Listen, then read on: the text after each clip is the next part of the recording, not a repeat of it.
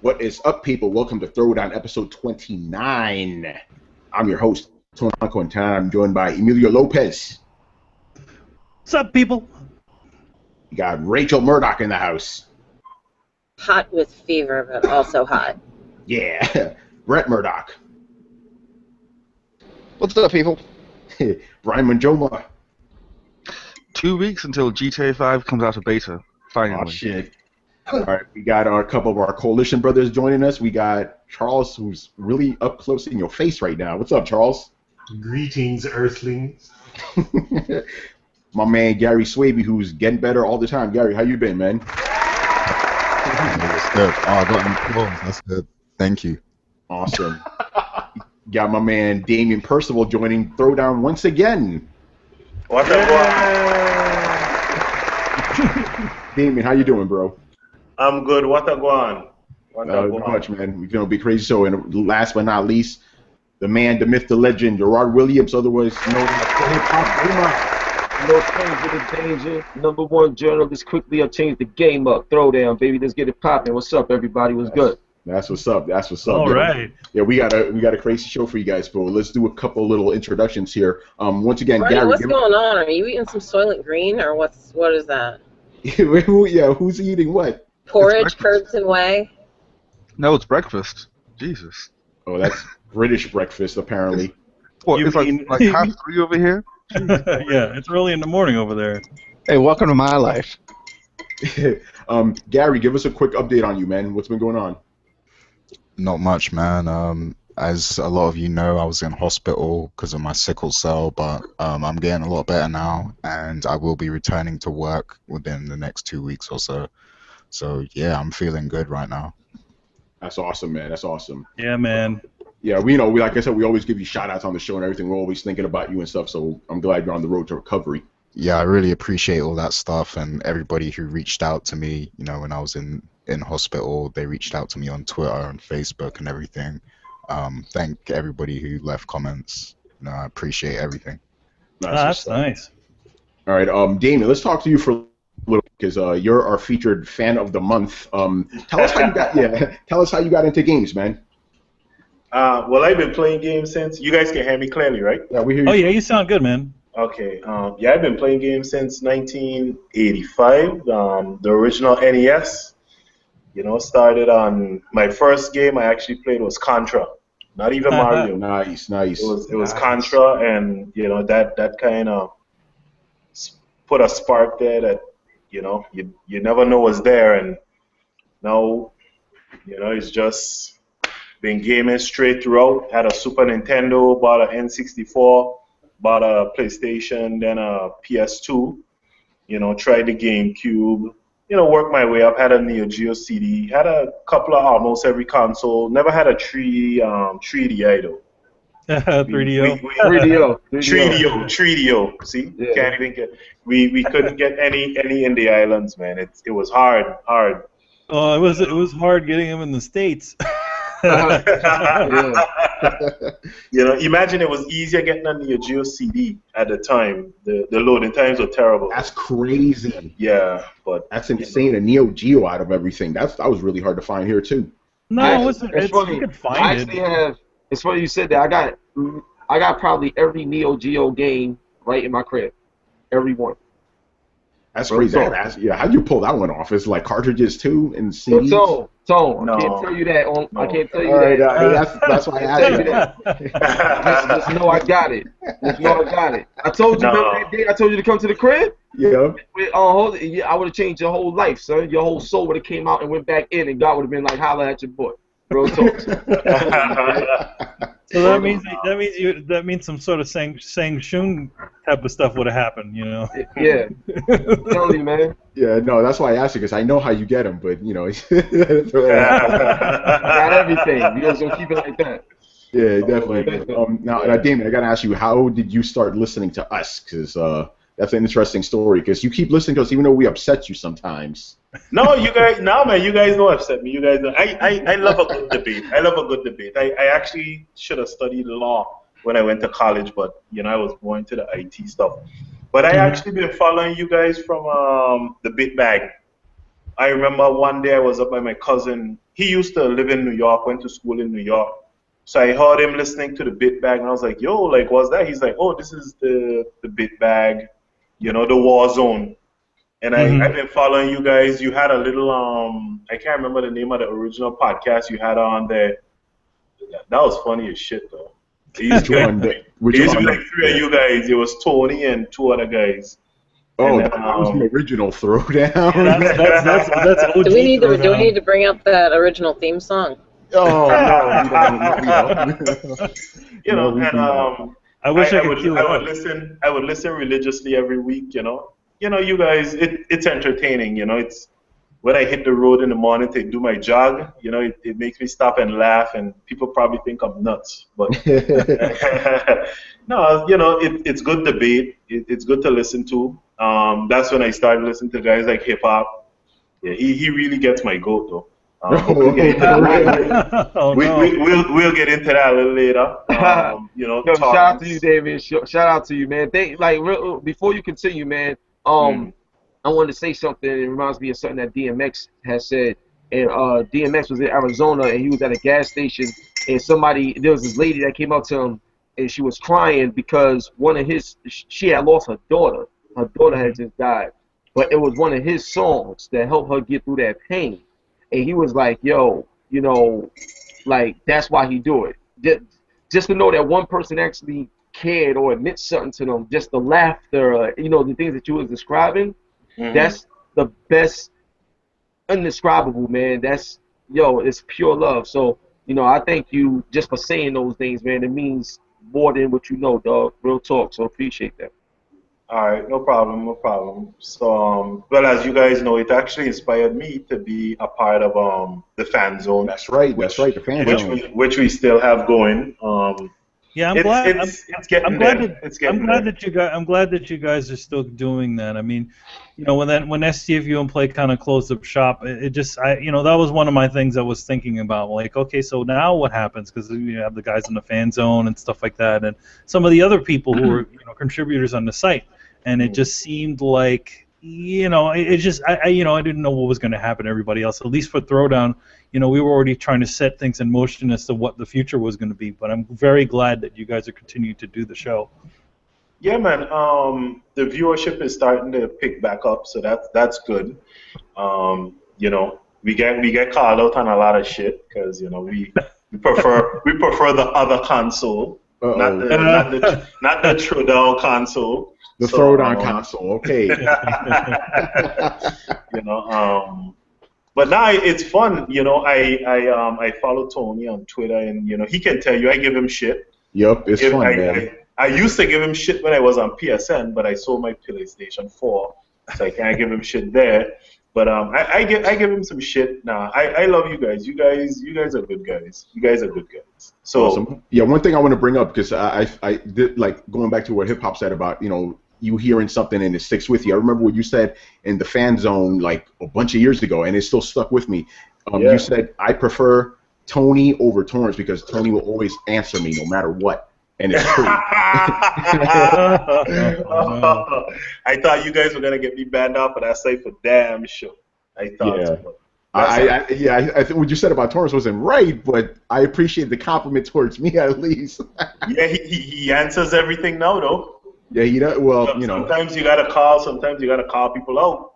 But anyway, we're not gonna. That's the whole memory lane. Things are good though. You guys, like I said, you guys are good guys, and I wish you all the best. I'm gonna continue to be a fan. You guys are spreading through the BVI, because that's where we are. Well, we're the Virgin Islands, we're the British ones, and you guys are picking up a lot of steam in terms of people listening. Hip hop, don't worry, you got a good little following down here too. We like to tell you you're full of we like to tell you you're full of shit. We know where you went, Puerto Rico. We were hoping you would have catch that flight over. Because we only like 20 minutes away from Puerto Rico. That would be some messed up stuff. That's gotta be a cultural thing. Just everybody talk shit in the Virgin Islands. We got our name because Christopher Columbus, the lion son of a bitch. When he came, he said it reminded him of St. Ursula and her 10,000 virgins, because, we were untouched. That time, of course, people lived on the islands. How could it be untouched? but that's okay. But we're owned by the British, so you know me, Gary, and them we like family. We have the same passport. That's why I'm here drinking a cup of tea. Oh yeah, We're just the bastard stepchild that ran away and nobody ever talks about, except at like Thanksgiving and Christmas. Like I wonder how America's doing. No, we're actually right next to the U.S. Virgin Islands. You guys know Tim Duncan, who's in the NBA? Of course, We're right next to them, right next to them.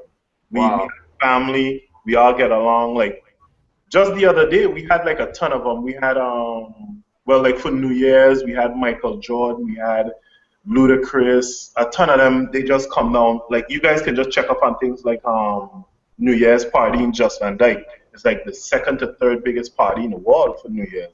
So we do big things down here.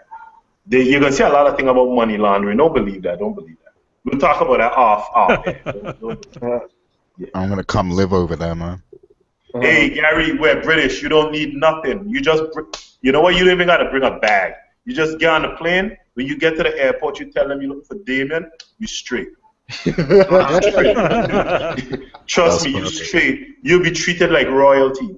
Man, that's awesome. All right, so let's move it along. So, okay, I actually didn't have any real plans for this episode, and then on Monday, my man Hip Hop calls me up out of the blue. I'm waiting for the E train. I'm underground. I don't even know how the call got through. He's like, "Yo, can I be on the show this week? You know, I want to talk about some stuff." So, Hip Hop, what do you want to talk about, man? Well, obviously the first joint was the video. I did a video that I put out today, and it all started with a lot of people was very surprised to see that I didn't like Bloodborne because it wasn't fun to me. I never said it was a bad game. I never bashed it because I don't do that. Like I don't bash games. Yeah. Like people work hard to make games, so if it come out good or come out bad or whatever, but you still gotta respect that somebody put in work to really try to do something. A lot of people don't even try to do shit and got the nerve to say something. So my thing is, roughly 98% of the games that I'm interested in, when I play them, I usually love them.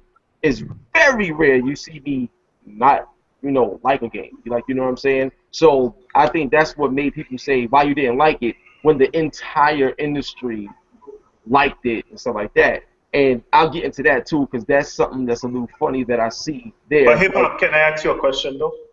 Damn, I didn't get a chance to get the whole joint off. No, because I don't want you to get off of it. If you like 95% of the games, do you then think that you can be a real game critic or a real game reviewer? Yeah, because I only play the games that I'm interested in. I don't work for someone else and they tell me what games to play. I'll play whatever I'm interested in, and usually what I'm interested in, because I've been playing games for so long, I usually like. So it's very rare that I come across something I don't like because I only play what I'm interested in. For example, if I work for a company and they told me, hey, play the next Hannah Montana game coming out, I'm not interested in that game. So I'll play it and review it if that's what they want me to do, but I'm not interested in that game, so I'm only doing it because I was told to do it, not because I actually wanted to play that game. So that's the difference between me and other people that But then don't you think that that's a bit messed up, because your fans who, like, I used to look for your show religiously every week because you always reviewed a game. And the difference with you and other reviewers is when you read a review, you can't see the player's emotion, the reviewer's emotion. You see what I'm saying? And everybody knows you're like the most emotional guy in the industry. Yeah. You just see the credits come up and you're like, oh my god. I don't know. You got like a different kind of energy. So where you used to bring that energy is like, okay, I could take a risk on this game. But if you're saying, hey, I only review the kind of games I like, then that's kind of leaving your fans kind of hanging. Well, I mean, I wouldn't. Sorry, go ahead, Emilio. I was gonna say, I mean, I think the situation with hip hop is that you're looking for more of hip hop's reaction to something. In other words, if it's his game, it's usually he sticks to games that he likes, and it's very rare that he doesn't like a game. And I think it's just I think in general because he's not really controlled by any sort of industry stuff, he can kind of go and do things that whatever he kind of wants. And I think I think it's in a way it's a little bit more honest than you would say than most of sites, because he's only interested in playing games that he wants to play. I mean, I wouldn't go to a guy who makes go to a guy who likes motorcycles and ask him about cars. No, that's at least the way I see it. I understand what you're saying, but when you're like I saying, I'm looking forward to his reviewers because I expect him to review games and give his opinion. But then if I'm looking for a specific game, let's just use Destiny for an example. Big game, everybody looking forward to it. Mad, like hip hop, you got what? About 50,000 followers. So you got people tuning in to see what you're gonna say. And then you're going to come out a few weeks later and say, oh, well, Destiny's not my kind of game. I don't play first-person shooters, so I'm not going to review it. And, people who are depending on you to see, okay, let me see what hip-hop thinks, we're going to be disappointed. You know what I'm saying? Well, I would say this. When I get a request to review something that I wasn't interested in, I'll do it upon request. Okay, you know what I'm saying? I do that. I do that. Like, and the thing is, I'm not a Hollywood type of dude. I make myself very welcoming and very acceptable to a lot of people. Like, you know what I'm saying? And the thing is, if you hit me up on Twitter and I happen to see it, and you're like, yo, like just now, somebody was asking me about the Joe Montana. How come I ain't talking about that yet?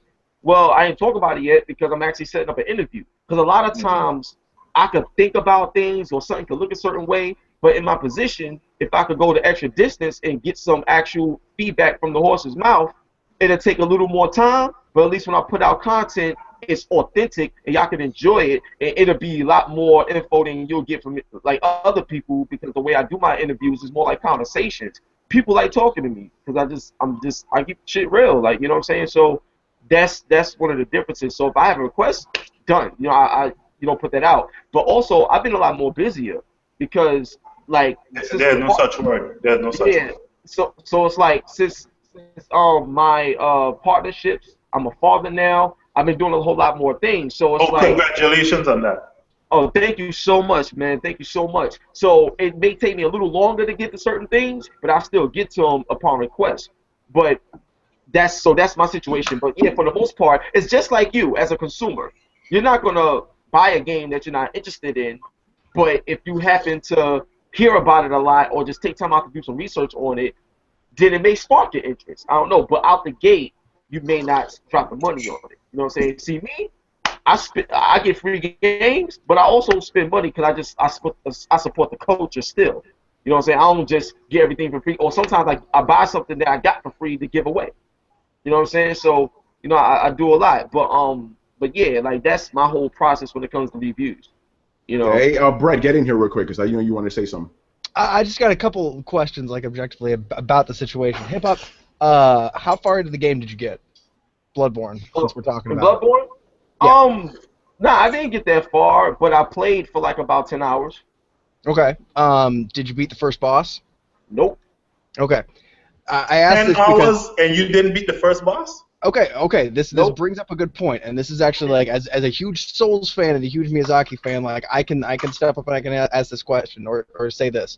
These games have a wall that you have to overcome. But if you ask anybody who has actually played the game or anybody who's a fan of Miyazaki, the true reward comes from overcoming that hurdle.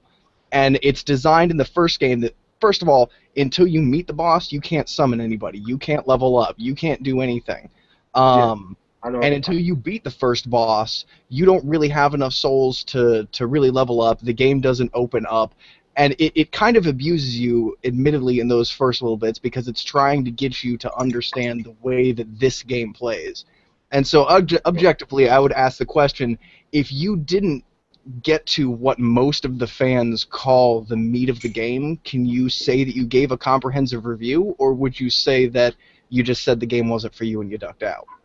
No, I didn't review the game at all. I just gave my opinion on it. I never reviewed the game where I say, check out the graphics, check out the gameplay, this is what it is. I never did that. When I played the game and stuff like that, graphically, I was like, yo, this shit look crazy. word. You know how I am with graphics. I'm graphics also. Graphics crazy, blood, all that, stuff like that. So I started playing the game. And to me, it's like the game is not hard to play at all. The game is actually easy to play. The controls and everything is simple. It's very easy. Somebody try. It's in terms of the combat system, it's more like double dutch. It's more like playing tag. They swing, you back up. Once they're open, you hit them. Like, you know what I'm saying? I understand all of that. That's cool. The issues that I have with the game is that the reason why I say it's not fun for me is because this game is heavily dependent on timing, right? And the game launched, it has performance issues that everybody in the industry seem to ignore. Like, it has performance issues. I mean, From Software said it themselves. It has horrible frame rate dips consistently throughout the moment you start the game and you just start walking, you see the stutter. There's a lot of frame rate dips. And this is the company knows this because they're already working on a patch to fix that, amongst other things. So they already came out admittedly and said that. You know what I'm saying? So there's performance issues. So anytime you have frame rate issues in a game that's specifically designed on timing, it hurts how responsive it is. Like, it's not as responsive as it need to be because it's bad frame rate. So the thing is, that right there was frustrating because there's certain things about the game that's out of my control that hurts the fun. That's the first thing. The second thing is when I'm playing the game and stuff like that, and I run into a enemy, lock on a target, cool, I kill them. Now I know that there's a parry system. And people tell me, you use a shotgun for the parry or whatever. I said that's cool, but to me, there's not really a parry system. As long as I got bullets, I can do this. But it's not a parry system because if there's a parry system, I can just parry like throughout the entire game. Like, you know what I'm saying? If it's truly a system that's a part of your character, it is not. So that's cool. The third thing is I actually have a booklet. I meant to bring it out to show y'all. But the review booklet that comes with the review copy in the game, From Software, their theory on killing you a lot is because they want your focus. To me, just my opinion, like, I just think that that's flawed. Just my opinion. I'm not saying that they're wrong in doing that. I'm just saying that if I play a game, and I've been playing games since I was 4 years old, if I die or if I make a mistake or whatever, the moment that happens, I know why I fucked up. Like, I know where I went wrong at. The game don't gotta tell me that. I know that. I mean, this is what I do. So, to play a game that says, I'm gonna kill you and kill you and kill you so you can get the focus and you can feel overcoming and overpowering, I could play Mario and feel overcoming when I in the game. You don't gotta kill me for me to feel overcome. So to me, I just feel like they making it hard by a fault. But you don't have to die. Like, that's the thing. Like, I don't fault people who do die over and over again. And don't get me wrong, I die a handful of times. No, the game is they say it. I'm sorry to cut you off, Brett. I'm so sorry. But in the actual document, they tell you that they force you to die. You will die repeatedly. No matter what you do, you're going to die in this game a lot. So think about it like this. Think about it like this, right? If you're Floyd Mayweather and you never lost a fight, but let's say you're in boxing and the boxers the commissioner in boxing tells you that you're not allowed to leave the sport without a loss. You got to die so you can be a true champion. So you can know what it feels to lose, to appreciate your victory. That's just something I would say, the one thing you have to understand, HipHop, though, is that for this game, even though for most games it's failing or dying is it might be seen as a negative thing, but I think for this situation, it's more of like a learning experience. It's more like, all right, I died. Okay, let me just try this again in a different way. So where you can find the way, essentially, it's not supposed to be, I think in their case, it's not supposed to be seen as something negative. Like, okay, so also I'm going to point out, the environment is incredibly contextual, and it will, if you look back at a place you died, there's almost always a clue ahead of time of why you died, and there's like, if you walk in any Souls game and you find yourself walking down a long, narrow, darkly lit passageway with nowhere to dodge, you could be goddamn sure that something's going to jump out at you from the side, from the blind spot as you enter the room. You almost need to play it like D&D. You need to stop and be like, this place is taught me to be wary of traps. Oh, look, there's a pressure plate and an arrow switch. I can't tell you how many people that I played that just fucking run through like, what the fuck, oh my god, just dodging and rolling, leaping into groups of enemies.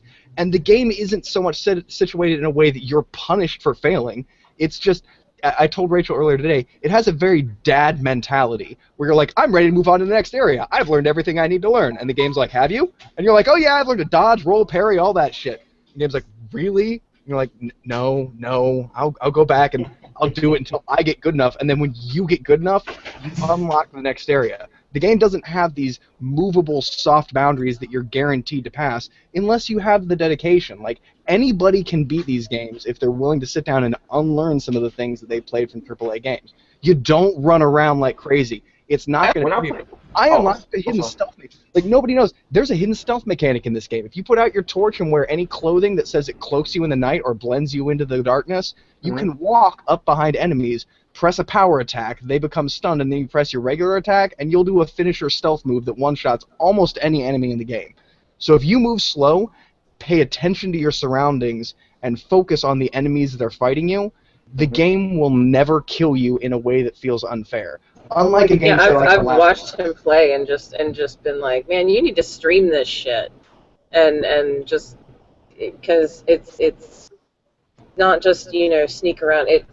It's paying attention to the patterns and the weaknesses and the lunging. He was against some enemy that did some sort of leap move and figured out how to use it to his advantage, and then he butt fucked the NPC with his friend. Yeah. Well, I think. Sorry. Now, what I was saying is, my bad, Emilio. What I was saying is, even in my video, I said it's not the reason why I created the video that I created is it's not so much actually about Bloodborne being a hard game, because like I said, the game is not hard. There's been times where I could kill a few enemies and just run through a whole bunch of them and go straight to the boss. Even on my stream, I almost beat the boss. What frustrated me in that particular stream that you saw is when I was fighting the boss and stuff like that, because the camera pans in a lot and you're like stuck with this big monster, sometimes when you try to evade and move, you get stuck in areas. So my thing is, a game that's so brutal that will send you so far back checkpoint wise or whatever, a game that's so brutal like that, if you're going to be that way, okay, fine, that's cool, but then don't make me have to pay for something that's an actual error in the actual development of the game in terms of... It's not. Like, at no point in the game do they... Like, and this is something... And it's not you. This has opened up a whole discussion amongst the greater community about the idea of artificial difficulty and things like this. Said it. The developers themselves have openly admitted... Well, no, what they said is that you're going to die. That you are going to die because you are not prepared at the... Like, this game has a it definitely has a curve level, but unlike unlocking skill trees and powering your character, the game requires you to get better at it. And it's unreasonable to think that you, as a player, just stumbling into this, fresh-faced and unaware, are going to already become equipped with all the tools that you need, both in character and yourself, to be able to just roll through this game the first time. If you can, then the game isn't hard enough, and they're going to make it harder. Hold on, Brett. Here's one thing though that you're kind of missing here. Think about it. This game is really hard, and I know you don't think it's hard. The game is fucking hard. That's just how it is. If the game is this hard and it has issues like the camera's fucking up, you don't think that's bad things? Like, if you get sent all the way back to the beginning of your level because the camera's fucking up on you, that's not really your fault. Why is it different than any checkpoint system in any video game ever made? Because the amount of checkpoints, dude, you got to think about that. The checkpoints in this are very few and far between. And I don't mean this to sound derogatory, but unless you've played far enough into the game to actually start unlocking checkpoints, you don't realize how close they are together. And it's not even checkpoints. The games are intricately designed so that the environments wrap in on themselves in very complex ways. So you unlock doors, open levers, you create shortcuts that bring you back to your original area, and then that original area becomes a branching pathway. So you're making progress. Can I say something real quick? I have to sort of agree with hip hop. one of my favorite games of all time, and it's like in the top 3, is Ninja Gaiden Black. I know all of you guys tried Ninja Gaiden Black. Yeah. That was a very hard game. I tried the Soul games. My issue with the Soul games, they're too slow.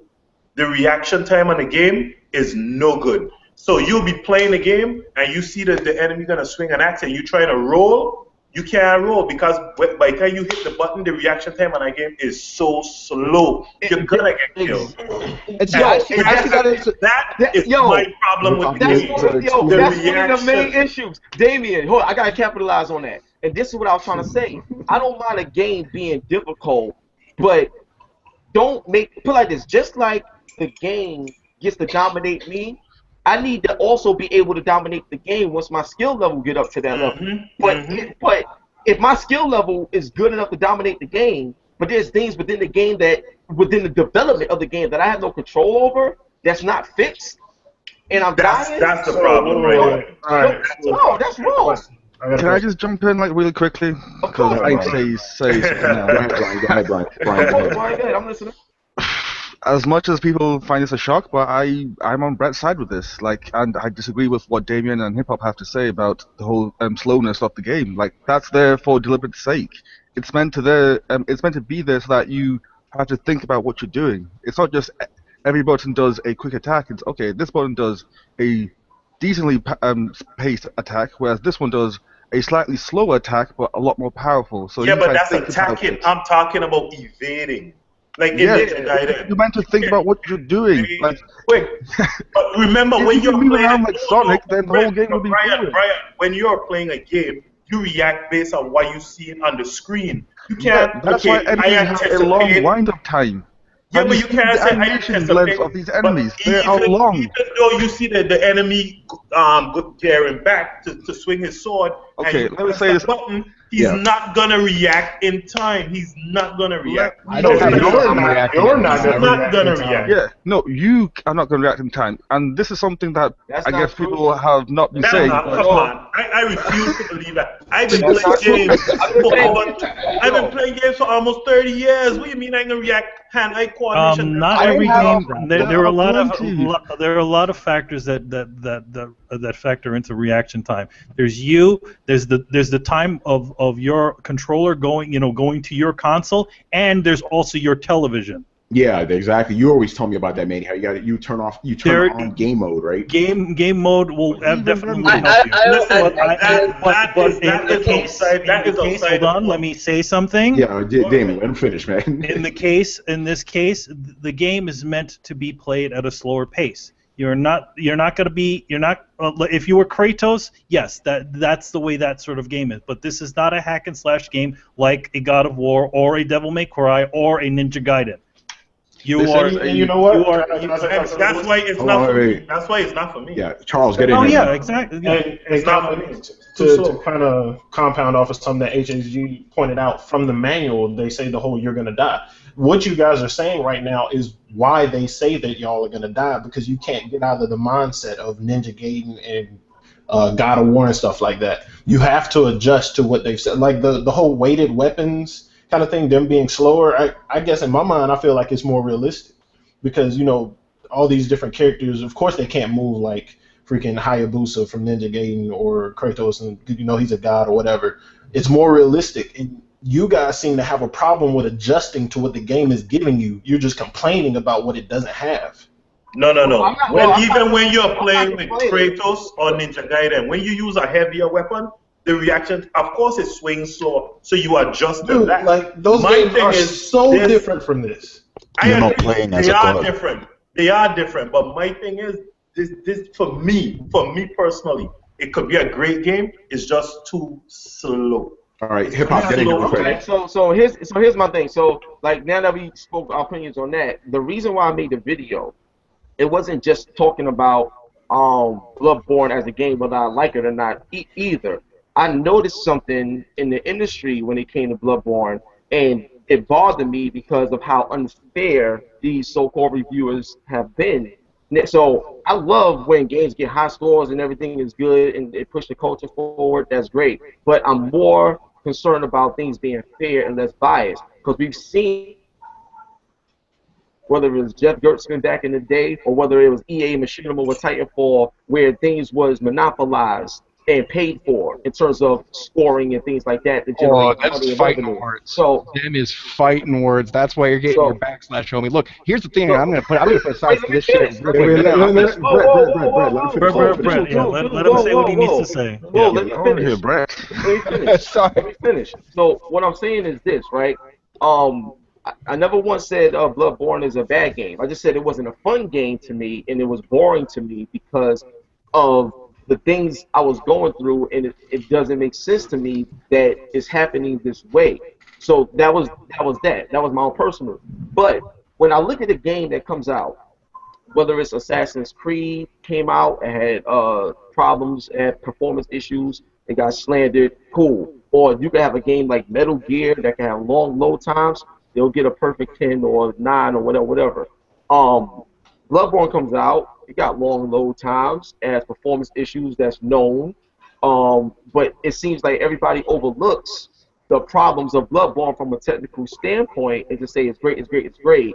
And then everybody in unison is like saying the same thing. They live stream at the same time. I know what the documents do. I've received them before. So it's like I see what's going on here. And to me, I feel like that's very wrong just for the industry, because if this game got long load times and there's no points taken off, or this game got performance issues that interfere with the timing of how the game is designed, especially its so-called hard, this is something that needs to be talked about, or points should be taken off, or whatever, because you see it happen with anything else. For example, Destiny, right? A lot of people were talking about how the story was hard to follow. There's a lot of stuff in the Grimoire cards, and it should have been put in the game, so people complained about it. And then if you look at a game like Bloodborne and stuff like that, it gives you a little bit of story in the beginning, but over time it unveils. But the thing is, the game is very so-called hard or whatever. So if it's hard, don't bitch up. Just go through it and accept the challenge. Well, if that's the case, accept the challenge that some of Destiny's stories on Grimoire cards, and you got to go somewhere else to get it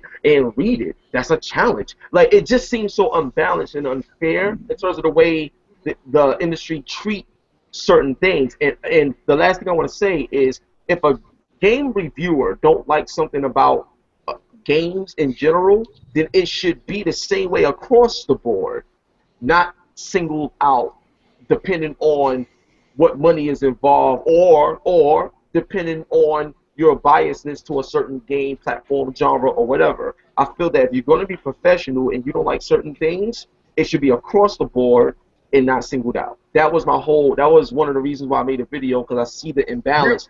Real quick, are you insinuating the hype train surrounding Bloodborne is artificially blown up and it's more media and marketing than actual game praise? I got something to say about that, by the way, but go ahead. Yeah. That's what it sounds like. I just want to clarify here. Hold on. Well, here's what I'm going to tell you.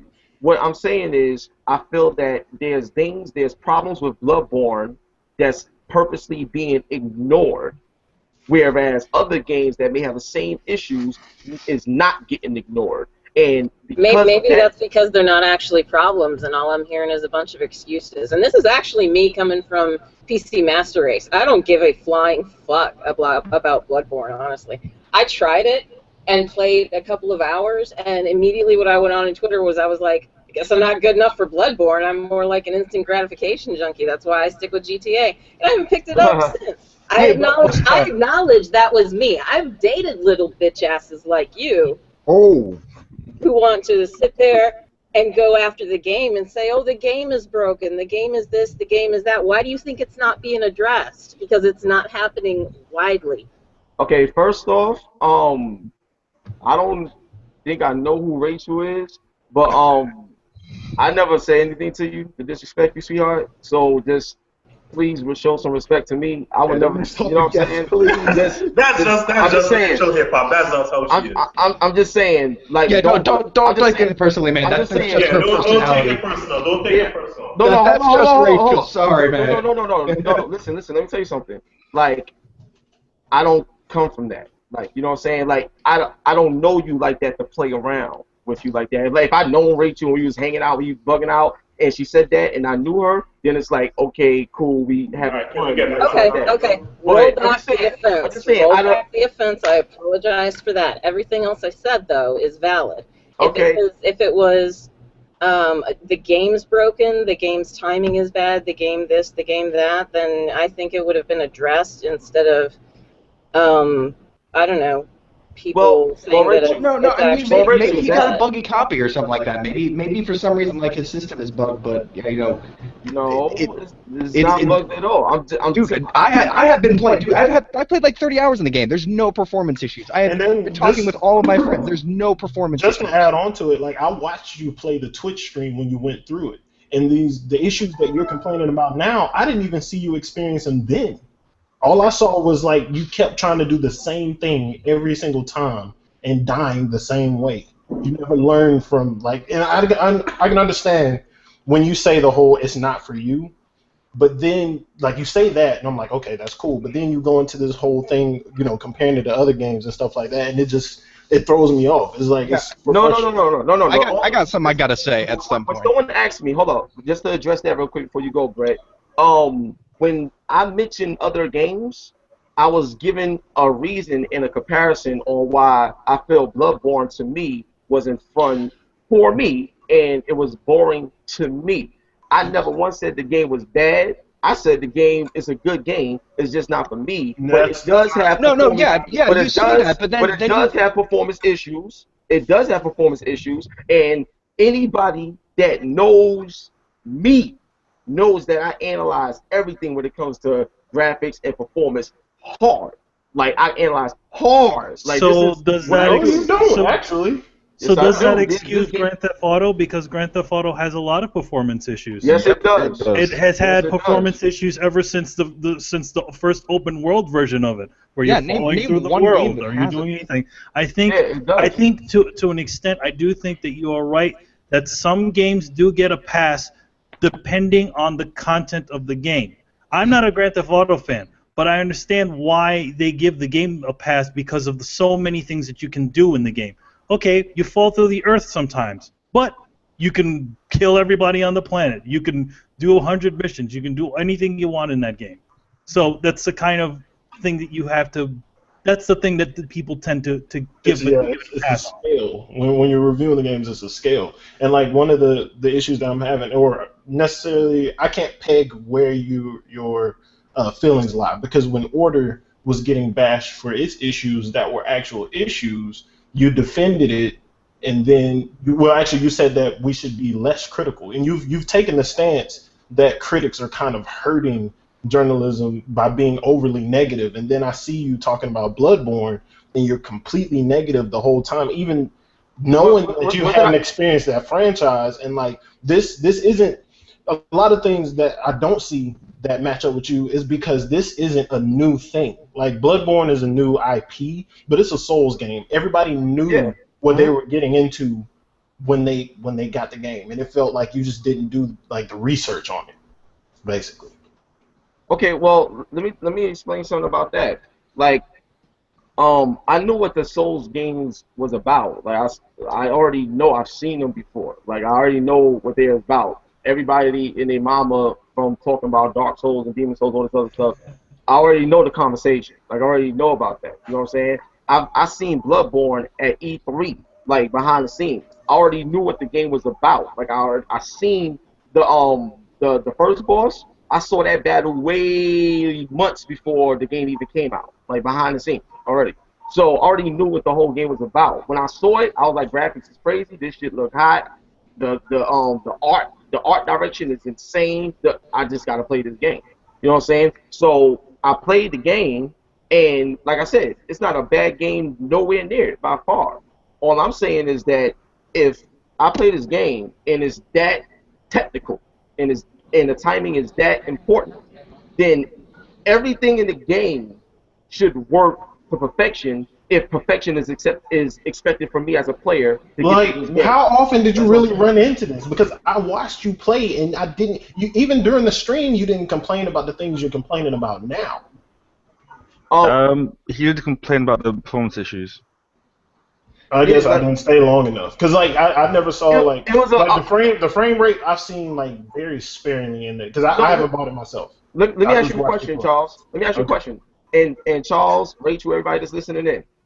If a game does not have performance issues, why would the developer openly admit that their own game has performance issues and they have to put out a patch to fix it, and we're waiting for the patch now? I mean, you're taking that and applying it like every step of the game you have a performance issue. I didn't know. If they acknowledge it, I didn't that's say that. cool. Then okay, hey, they have and they're trying to fix exactly. it. The frame just for fact, it's like, hey, hip hop. The frame rate dips to like 24 frames per second consistently. Dude, okay, hold on. The only time the frame rate dips is when you have multiple co-op partners going down and you have a throttled LAN connection. No, it does not. And the thing that they patched was there was a bug where if you got summoned into a certain part of the game and beat a certain part of the boss, a certain item that you needed for level progression would not spawn in your own game. That's what they patched. That was the performance issue that they patched. It had nothing to do with frames dropping out or something like that. There's frame rate drops being confirmed. But anyway, that's your opinion. This is my opinion. That's what the last patch was. That's not my opinion at all. That's what the last patch was. And hip hop, I got a question. Is the game flawed to it's broken? Can you not because people are beating the game? No, it's not broken. No, it's not broken. No. You know, I got a problem. No, I got a problem with everybody in this video game industry who look at these things and say, oh, it dropped from 60 frames to 45 frames per second. It's no good. It's trash. Bullshit. No, it's not trash. No, that's...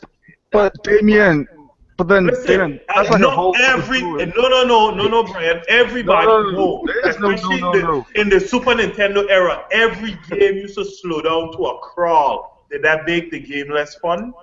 But Dameon... Did it make the game less fun? Hell no. Now here's my thing. We are taking this hobby too serious, guys. You're taking it too serious. Oh, right, hold on, Dameon, hold on. Go ahead. Excuse me, but if these guys advertise a game as being a certain thing, and it doesn't live up to that, then that's false advertising. And I don't know where frame rates in this game. No, that doesn't even apply. I'm using a general. Just using it in general. Oh, okay. Just saying in general. Yeah, we're getting that. Yeah, and then they don't deliver on that, or it underperforms, then that's false advertising. And I don't know where you guys stand on that, but to me, that's unacceptable. Yeah, if you advertise, blistering 60 frames per second, you don't fucking deliver. And it doesn't match it, then I will criticize the crap out of you for that. Like, Tomb Raider, the Definitive Edition on PS4, that dropped to 40 frames per second for a long time, and I've seen people complain about that, even though that they advertise it as 60 frames per second. And to me, that's a no-no.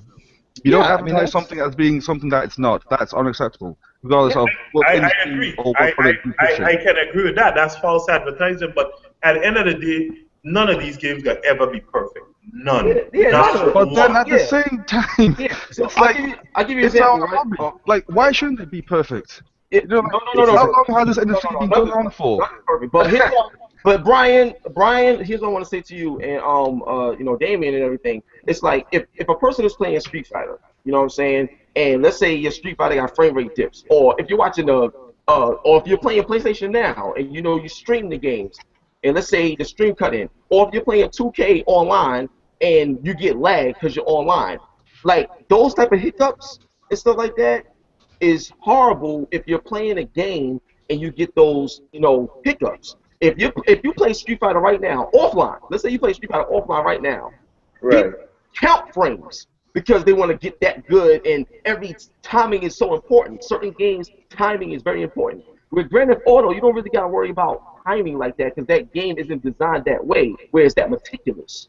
Okay, but certain games that is meticulous, the frame rate, all that stuff got to be right because the game is that meticulous. And if there's anything off, even a little bit, it could affect you and your gameplay and your fun and your enjoyment because there's certain things that's happening repeatedly that's not even in your control, no matter how good you are. Yeah, man, but that doesn't matter because we're talking about an incident that, if it's there, is only isolated to your game. Like, the other people playing it don't have it. I don't know what, like, I don't know what to tell you about the technical issue, but to get this thing back on track, the issue here isn't when you say that the game isn't for you for this reason or that. The issue comes up when you start insinuating that this game is overhyped or that it's gotten praise that it doesn't deserve. Like, you can't accurately judge that because you haven't gotten to the meat of the game. You haven't beaten the story. You haven't learned the lore. You haven't experienced the way Miyazaki paints an interactive picture that is unique in the video games. And I'm sorry if it's not for you, because you're so totally missing out. But this game isn't overhyped. The hype train on this was all fucking grassroots,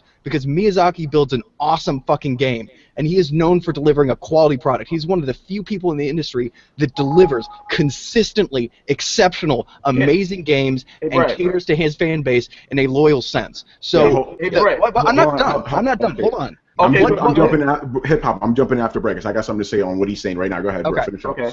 The hype from this game came from other people who played the Souls series. The hype came from this being a Souls series game. It was built on the back of his own product, which is something that we should all fucking support in this day of, like, people sell, you know, a fucking Assassin's Creed game coming out every fucking year. It is a good game based on hype from the fan base, given what they want to see. And God bless it, it's actually not a niche game anymore. These games have been niche for so long. The fact that this is getting mass appeal and that a lot of people are finally seeing the glory of that is the Souls game is a great fucking thing. So yeah, you're going to get a lot of flack and a lot of backlash when you say that why is this game getting such high praise and people are overlooking its good things, because you haven't seen why the game is good. You can't possibly understand why people are overlooking the little flaws that it has. And yeah, like every video game, it has flaws, and they're getting ironed out via patches. But it is way more stable and way better than any game that I've played in the last years. So to say well, I disagree with that, but okay. Hey, Gary wants to say something. Actually, no, I need to jump in real quick. Tony got to jump in. I got to jump in real quick. Because here's the thing. Going on this point specifically, why is the game getting such high scores? I read this, I believe it was in Forbes, but IGN said something about this too. Charles, you and I talked about this in the chat before too. I find it interesting. Think about it like this. And again, this game is very, very difficult. The only people who are going to be able to finish this game are people who have beaten Souls games before. They're experts at it. Since they are, you know, this game's in their blood and their soul, whatever you want to call it, they're going to have a different opinion of it than the average person, right? Nash doesn't. Let me finish. So you have guys giving it 9s, 10s, whatever. These are guys that are seasoned Souls players for the most part.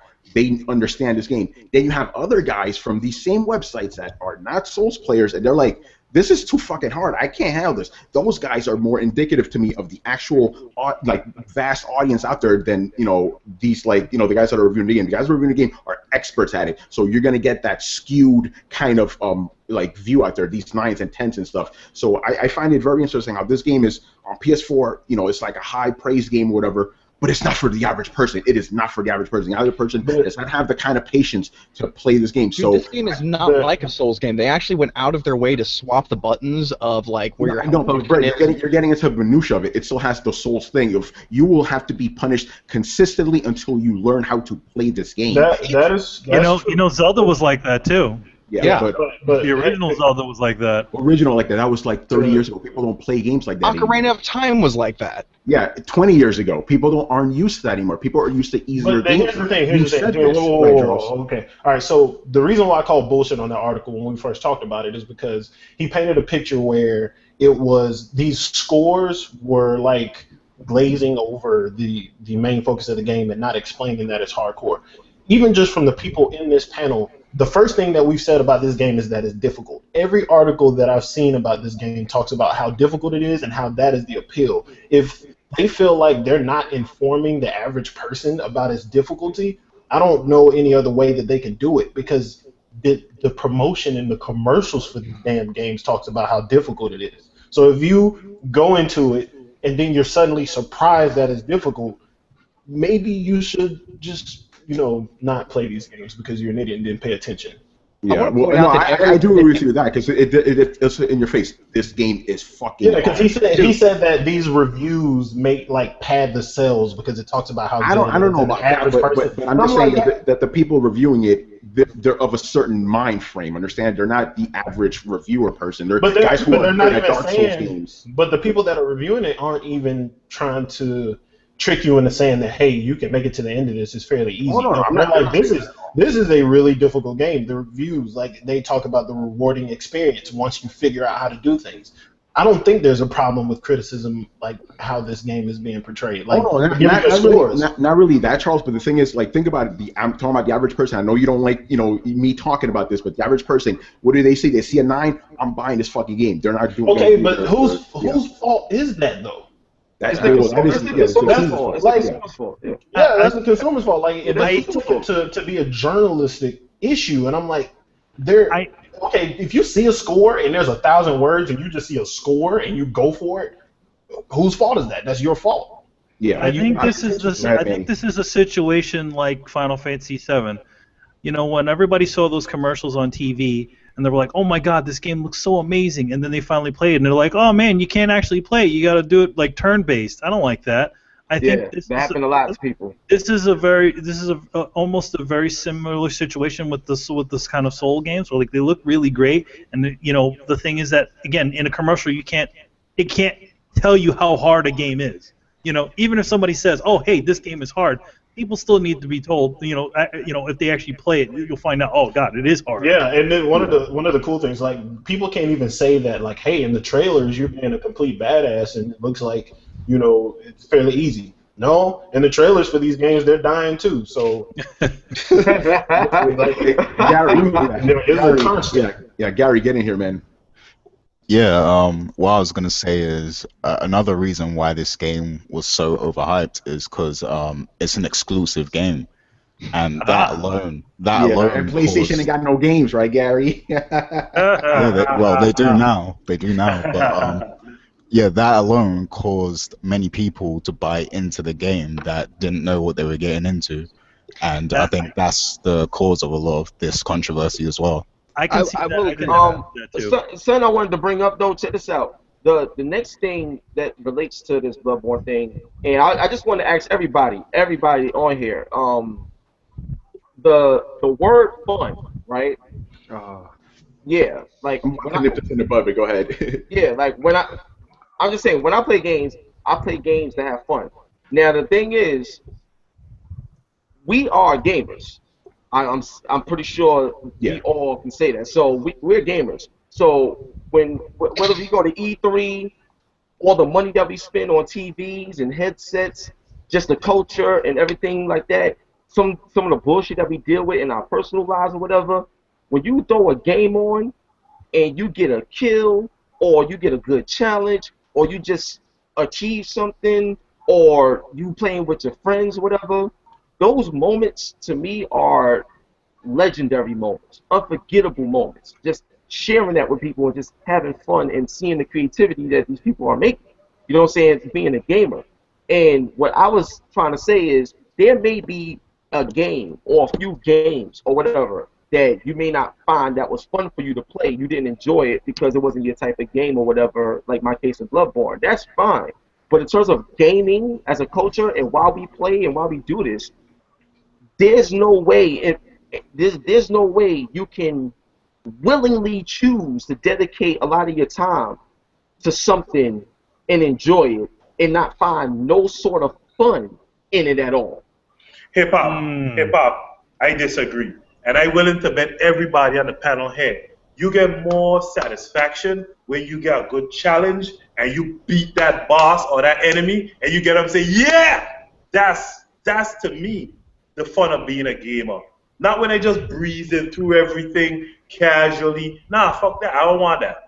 I like a challenge, so when I beat something, I think I accomplished something. And you just when you get a trophy, but you need a challenge for that. When you just breezing through and everything is just alright and casual and easy, there's no reward. There's no reward. But when you're trying to beat a boss for the past 3 hours, You know, you don't want no kids come bother you. You don't want your family bother you. You don't want nobody around. You just want to be in this game. You want to kick this partner. You can't wait to get back to him. You know what I'm saying? And it's like a challenge now. It's me versus you. Yeah. And you into your game. You talking, oh, I got you. Out of the way. Yeah, that's what I'm talking about.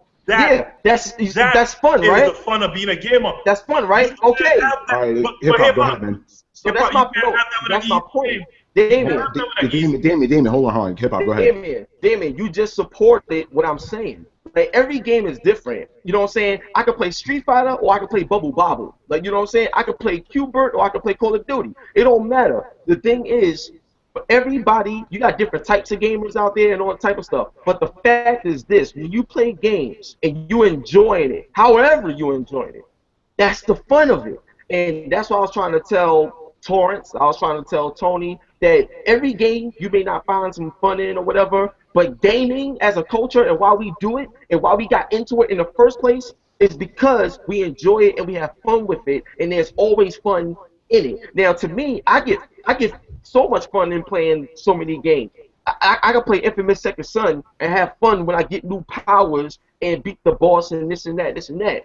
I have fun when I play Life is Strange because the story is so engaging that it relates to real life that people go through every day.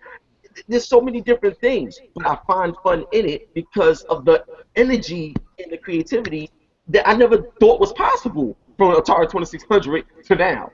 That's crazy to me.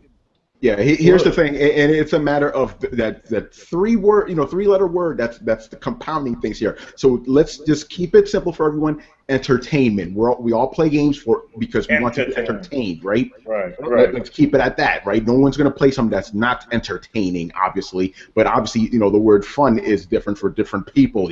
Like to me, The Last of Us is not a fun game, but it's fucking great. It's fantastic because when I'm there, like looking at my dead daughter and shit, I'm not like, God, this is great. She's fucking dying. This is fantastic. It is if you didn't like her. like Rachael. I did that with Tifa. I'm like, look at her, she's finally dying. Yeah, great. when I'm playing, not Tifa, I mean Eris. But yeah, when I'm playing a game, I'm not like, oh my god, this is the greatest game ever. This is fantastic. That shit, I'm like, when I'm playing Devil May Cry, I'm like, this is fucking great, dude. When I'm playing Destiny, like, this is fucking awesome. Last of Us, none of that feel, but it was just as engaging. So I think the proper word is entertainment, just for the sake of this show not dragging on for 2 more hours with us trying to explain what fun is. So hip-hop, I'm with you. You don't like Bloodborne because you're not entertained by it. That's the reason I don't like Demon Souls, because I wasn't entertained by getting killed by a motherfucker for 6 hours. That's not cool to me. I feel the same exact way, especially when I feel like that. I'm gonna even go back into that. The next thing is because I see my man Brent about to bring out one of the Bloodborne axes to try to cut my head right now. No, I ain't like that. No, I honestly think like everybody enjoys different types of gaming, and it's all fine. Like I'll be the first one to admit a Souls game is not for everybody, especially because you have to break a lot of conventional tactics that you've used. It's everybody that I've known that's had a problem with the Souls game tells me the same thing, and I find it very interesting. They tell me how long they've been playing video games, all the consoles that they own, and all the video games that they've played. And this tells me that they're having trouble breaking out of a certain mindset. And it's sad because honestly, it's not one of those like I judge people or I think that they're wrong or anything like that. It's one of those I feel like there's a lot of really great content, and if you'd be willing to let me like jump into your game and show you some stuff for 20 minutes, and I'd be more than happy to, so that you could experience what is, in my opinion, a really good game. And I've said it to Rachael. I was talking to her today. I said the game really does. I read an article that says the first part of that game, that first town square to the boss, is by far probably the hardest part of the game. There are other challenges, but after that, you've actually kind of settled into the frame of mind of what you need to do and how you need to play. And some people, that's not for them. I actually, for instance, the first time I played Dark Souls, I put it down. I tried Demon Souls, put it down, never played it again. I put Dark Souls, put it down. The combat felt weighty, everything felt clunky. Then I picked it up again 6 months later, beat the first boss, and everything kind of clicked. And everything that everybody's told me about Bloodborne is that click moment doesn't happen until after you beat your first boss. And then suddenly everyone's like, oh, okay, and they move into it. So I think very quickly the game is, for better or for worse, saying, you know, there's a bar that you need to pass at the beginning, and if you don't want to try and overcome that bar, then this is not the game for you. This game is the polar opposite to a cinematic, story-driven game. You know, if you want the lore in Bloodborne or any Souls game, You gotta work for it. yeah, you have to work for it. You have to read the lore description on all the items. You have to look at your environment and kind of discern what happened, like a homicide detective. And you say, "Oh my God, these are the ruins where such and such happened." And when that moment dawns on you, it's a very satisfying moment. But some people don't want to work that hard for it, and there's nothing wrong with that. Brett, why aren't you doing advertising for this fucking game? You're like the evangelist for this shit. It's great. Yeah, he sums it up real nice though. Yeah, the passion, man. Now, the Go ahead, next Bob. thing, the next thing was the order, the racist joint that you want. That Yeah, I I see talk you about put that. that on the thing. Yeah, you get a lot of shit for that, bro. Okay. Yeah, So- people love me, man. That's what it is. People love me. Charles, what the fuck is wrong with y'all? He's just looking at you, man. He's looking into your soul, man. That's what's going on. Is the racist order video part of the topics or no? Yeah, it is. It is part of the topic. So, I mean, do you want me to set it off, or does Charles set it off? No, I'll set it off real quick because you said that the negative reviews for the order were akin to racism, video game racism, or something like that. I didn't understand what you meant, bro. So please explain that. I think the word you're looking for is prejudice, but anyway, or bias. Bigotry words. Listen. Let me tell y'all something. All right. Now, first off, I realize that a lot of people, they don't think when they see things that get them emotionally going. Like it's like if I call a girl a bitch, like, yo, shut up, bitch, she sees red. Like that's it. It's over. Like, she's not even thinking about what's going on. She's just mad, and then she go into a rage. Like, you know what I'm saying? And when people see that word racism, they automatically think about everything about race. Oh, you hate. No, this. they think about actual racism. And the thing is, listen. What I'm saying is this: when you see the word, everybody go crazy, not understanding what's actually being said in the context. Now, we just got finished talking about Bloodborne and how it's such a deep game and all this other stuff, right? Well, words can be deep too in the way you put things together. So I'm gonna lay it all out, and then y'all talk to me and let me know what you think. So the actual title of the video was The Order 1886, a victim of racism like blacks in America. Now, the reason why I titled it like that is because when you look at not just black people, but all people get treated unfairly, but it happens to blacks a lot more, obviously. So I put it there like that. Now, what happens to a lot of black people?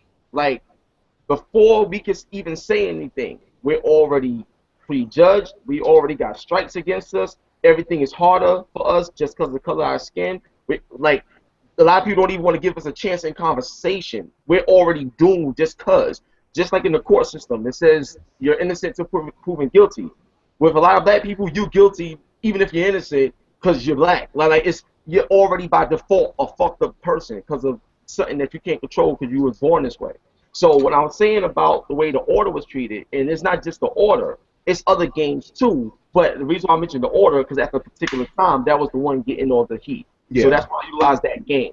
So with the order, there's a lot of people that never even played the game that was already slaying it, talking about this. Now, what bothers me is that we're all gamers. So if we're all gamers and we want to push the culture forward, isn't it fair that you give every game a chance? You can read reviews to see this, but at the end of the day, you know, I've seen people disrespect people just for liking certain games. Like, I mean, literally come out and say, "Oh, you're a fucking asshole. I hope your mother dies," just because you like a game. Like, it's the hate level of people that, like, whether you like Xbox or if you like PlayStation, you like Nintendo, the disgust that I've seen online from people that hate, like real life hate over games, and the order, the way that was treated in terms of not giving it a chance. Oh, it's only 6 hours, it's whack, or this, just the slander is exactly how people treat people in that way. So in my actual video, I had examples of this. So there was a white girl that was dating a black guy, and it was all staged. There was like a video, it was all staged to see what people would do. And the girl was like, "That's your girlfriend?" And she's like, "Yeah, but she's white." So what the fuck does that mean? Like, so what? But people are like that, and the same energy and the same nastiness and negativity that people show towards people, I just applied that same mentality to how I've seen people, gamers, treating games and just the industry and one another. And do you think that's a fair comparison? Yes, it's a fair comparison, and I'll tell you why it's a fair comparison. Because even though I'm not saying a video game is a race, I'm not saying a video game is a race. I'm talking about the elements that make up racism. Think about it. Racism was never a word before. God created people. People created racism. Yeah, like, you know what I'm saying? So the point I'm trying to say is, if you take a person, like Brett, if I just look at you, if I just saw you walking down the street and I say, oh, I hate you, you ain't shit, fuck you, this and that, just completely, I don't even know you from hole to wall, never heard your voice, never spoke to you, had a conversation, but just automatically just ridiculed you and stuff like that. People have done that with products. I know people that I'm like, yo, you gotta check out this new Samsung shit. Oh, I don't fuck with Samsung. Why? Just because it's Samsung. Like, well, I don't fuck, like, it's just that mentality. I agree with that in the terms of Samsung, but as we're talking about video games, it's not like somebody was just like, oh, what is the order? It's no, oh, fuck that game. You understand? I've seen it all. I know, like, but in a lot of these games, like, I'll be honest, I'm one of those people, I'll talk shit on the order all day long. I didn't buy it, I didn't play it, and the reason I will do so isn't because I have, you know, looked at the game, taken a cursory glance, and went, oh, fuck that, because this one reason. I've dug in depth, found out how much material there is in there.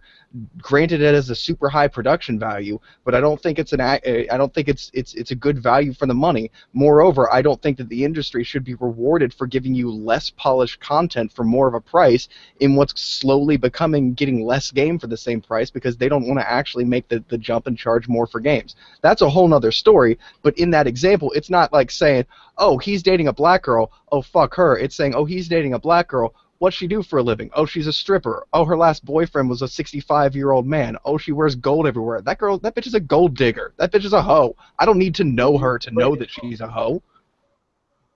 I don't need to meet her family and talk to her sister. I don't need to date her. I know enough about her right off the bat that, like, oh, that bitch has never had a relationship longer than 3 weeks. And Listen, here's what I'm trying to tell you, and it's a little bit different from what you just said. What I'm saying is this. If a person saw the order, never played it, wasn't interested in it, hey, that's fine. But the moment you try to say anything about it, like from a negative standpoint, like, put it like this. If I'm saying everything I'm saying about Bloodborne right now, but I never played it at all, that's the same mentality that people use against people in the world of racism, where they don't know them, never had a conversation with them, or anything. I know people that say, I hate Beyonce, or I hate Kim Kardashian. You never had a conversation. You know, okay, you know this girl had sex on camera, you know these things, stuff like that. But what I'm trying to tell you is this.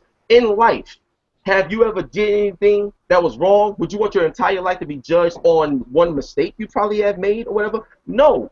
You don't know people like that. But in the world of racism, people treat each other like that, and it's wrong. And the thing is, when it came down to games, I've seen people do that in games, but even worse, I've seen people slander other people for liking or not liking a game. For example, like, think about it like this, right? And Rachel, I ain't trying to like put you on blast or say anything about you and stuff like that. I don't know you. But what I'm saying is this. Like, this is my first time that I can remember even talking to Rachel or interacting. And my very first time interacting with her, she just assaulted me. Like, you know what I'm saying? So my thing is this. We never had a conversation. We never went out to have a talk or nothing. But already in her eyes, I'm a little bitch or some shit like that, like, or whatever. Now my thing is, you know, that type of mentality you see exists in racism. And when people talk about saying I shouldn't have mentioned racism because it's racism, or you should have said prejudice, you should have said bias, all of those elements, hate, prejudice, bias, are all elements that make up what racism is anyway. You see what I'm saying? So it's overly simplifying it in an effort to hook it onto a hot button topic. And even then, like I said, racism is a single context. It is a single filter in which they view things. Very few people actually if we're talking about brands, I could see it being akin to racism because, like you said, Samsung, fuck that brand, blah blah blah. I understand that, but very few people actually judge a video game based on one merit or it's from this studio. A lot of times, people do take the time to figure out little things about a video game, certain and not people just that, do but and certain people don't. Certain people do and certain people don't, and that's what I'm saying. Like what I saw what I was seeing in the industry, like a week and 2 weeks before the game even came out, there was people that was saying these things before they even touched it, and it's not just the Order, it's other games too. And to me, I feel like if you are a gamer, you're gonna want to try to play everything, as many games as you can, just to see if you like it. If you like it, cool. You don't, cool. But as a gamer and someone that's a part of the culture, you try to embrace everything that the industry has to offer because you're a part of the industry. You see what I'm saying? But if you follow that rabbit hole down, we just eat and end up eating all the shit shovelware that people want to come out. I personally preach the opposite. Do your homework ahead of time, and if a game doesn't live up to your expectations, or if it doesn't follow something, or if it breaks some political rule, like I didn't play the Arkham games because they pulled some sneaky ass janky DLC shit where if you bought it used, you were locked out of 12% of the game. I won't support that. So I found that out ahead of time, and I boycotted it. Not just boycotted it, I was on a fucking crusade. I was telling people not to buy it because we'll see. I would never tell nobody. Well, me personally, Brett, that's another thing that's different about us. I would never tell somebody not to buy a game. I would never. Me personally, because the things that we may not like or hate or whatever, somebody else may find something golden about it. Oh, I won't tell somebody not to buy something based on the fact that I didn't like it. I'll only tell somebody not to buy something based on moral values. Yeah, because we all need to band together, vote with our wallets, and tell this industry how they cannot. The Xbox One is a perfect fucking example of that. They tried to stick us with a fucking spyware machine that had to be connected to the internet. We all got together, said we're not buying that. No, we didn't all buy it, try it, and see how we liked it. We all made decisions ahead of time that, no, that's not what we want. David just figured out This is the show that I've been waiting on. Thank you very much, Brett. Thank you very much. Because now, this is where me and Hip Hop don't always disagree. We are the No. This is why I was in agreement with Microsoft, what Microsoft was trying to do. This is a hobby we all enjoy. It's a hobby we all enjoy, is it not? Well, it's more than a hobby for me. It's more than just a hobby for me. We all enjoy. Yeah, we all enjoy it. There's a problem in this industry where we know the games are underpriced. The games are underpriced. And all the developers were saying overpriced. Underpriced. The games are underpriced. Listen. Wait, what? He's right. Games have not risen in price since the days of the NES. He's right. The games are underpriced. The games, we as gamers always demand more. We want more. We want more content. This is the problem with the Order. They didn't have enough content. Not true. We want more. We want more. Not true at all. Huh? Not true at all. Not at all. You bugging. You know what's so funny? Dameon. No. Let me finish. As a gamer, you said it earlier. You said it earlier. I don't want to get a broken game. You want more. You want the best. But you don't want to pay no more. You want the game. I'm playing Destiny right now, and I'm playing. Slow down, bro. I have put over 500 hours in Destiny. Should I have paid $60 for Destiny? No, I should have probably paid $100 for Destiny. But no. But you guys gonna say no. You're gonna say no. The Order, which is 4+ hours, we paid $60 for. $100. That's a lie. It's not 4 hours. Now, first of all, let me tell you something. I'm just using it as an example. What I'm saying is gamers are not fair. Gamers are not fair. I agree with that. Developers need to be paid. He just got up. He's standing. No, Dameon, I agree with you. A lot of times gamers are fair and gamers cry about everything. They want everything but don't want to actually respect what's being done. So I'm going to give you an example, right? If I can play the order, right? Now, I can play the order for as long as I want. Just like I can listen to a song as long as I want. I can watch a movie as many times as I want. So you can play a game and not play it again, and then you only got 8 hours out of it. Fine. I can play the same game over and over and over again just because I enjoy the experience that much. Just like how I can watch a movie over and over again if I like it that much and get 800 hours out of it or whatever. It's all about what you want to do. There's no limit to how you want to. I think you're missing this point. You know what I'm saying? That's one. And two, in terms of gamers being unfair and stuff like that, there's a lot of things that happen behind the scenes from a business standpoint that got to shift and change. So in terms of the business side of things in gaming, when you see DLC and all this other stuff and everything like that, a lot of people complain, but then there's a lot of people buying it too. You want to know why? Because they do want more, and if a company takes time out to make more and they're willing to buy it, cool. What's wrong with that? I don't see. You don't have to buy it. Hip hop. But the thing is, you won't even tell somebody not to buy a game. No, Charles. I told nobody not to buy a game. Hip hop is missing what I'm saying. Right? Yeah, I say you missed the point. What I'm saying is this: I sit and I hear gamers, and especially since Microsoft entered the console game, gamers complain about everything. I don't want advertisements on my dashboard. I don't want advertisements in my game. I don't want this. I don't want that. I don't listen. So what? I don't care about no advertisement. Why should they be there in the first place? Brian, because Kojima just took $120+ million to make Metal Gear Solid 5. How much copies does that game have to sell to break even? Exactly. Do you guys know how much these companies make per annum? To break even. Can I ask you a question? Talking about, Brian. So wait, Dameon, you're talking about taking money from the developers and giving them to.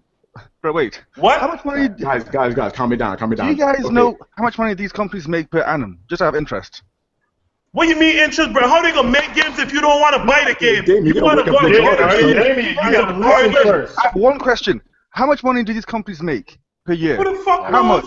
Yeah. Who knows? So then why because I am using one example. No, I'm using one example. You cannot sit there and say that you use one game example. developers need more money when you don't even know how much they make. Gaming is the biggest entertainment enterprise there is at the moment. It's more than the movies, more than porn at the moment. These guys make. It is the biggest form of entertainment. No, they don't. These guys don't need any more money. How many developers have had to close their doors because they cannot Developers, not publishers. Microsoft is a publisher. I didn't say much. I was talking about Kojima and Metal Gear. I'm saying Kojima invested $100 million into Metal Gear 5. How much copies of that game have to sell for them to break even? They will more than break even because they only pay. How do you know that? Because they only paid Kojima that much because Kojima can sell that many fucking video games. Tomb Raider sold 7 million and didn't break even. Yeah, that's because that was a half-baked copy. There's a difference between a game made by a talented game creator like So Square is not talented? These people Brett, you guys need to stop. I'm gonna mute you, Damien, if you're only in here. I'm gonna stop you. First of all, Tomb Raider did break even. Let's get that straight. It was after they released the ones on the newer console. No, it broke even already before that. Like I think it was a couple of months before that. It already broke even. I just get that fact straight. We can't just be in here saying lies. The game broke even before the next gen version came out. All right, so get that right. Anyway, Charles, get in here. You've been about to explode. I don't even know what the fuck I was gonna say at this point. Damn, you're gonna wake up your daughter yelling like that. By the way, shit. Money grabbing leeches, something along those lines. I'm guessing. I don't know. I had something to say about like the whole racism thing, but I'm gonna sum that up with like just the smallest statement that I can because we're off topic now. Just don't trivialize racism with in the manner that you did, which is how I felt you treated it. Because like to glance or just quickly be like, hey, it's kind of like racism, and then just move on and get to your point. That'd be one thing. But I watched your video and I'm sitting there and you drop a fucking Remember the Titan scene on me, and I'm like, if you want to talk about racism, talk about racism. If you want to talk about the game's criticism, talk about that and focus on that. But you trivialize racism, and just like you pointed out that the bigotry or whatever, which those smaller things applied to how the order was treated. And you were like, they make up racism. I'm like, yeah, they do. And racism is its own thing. It is race.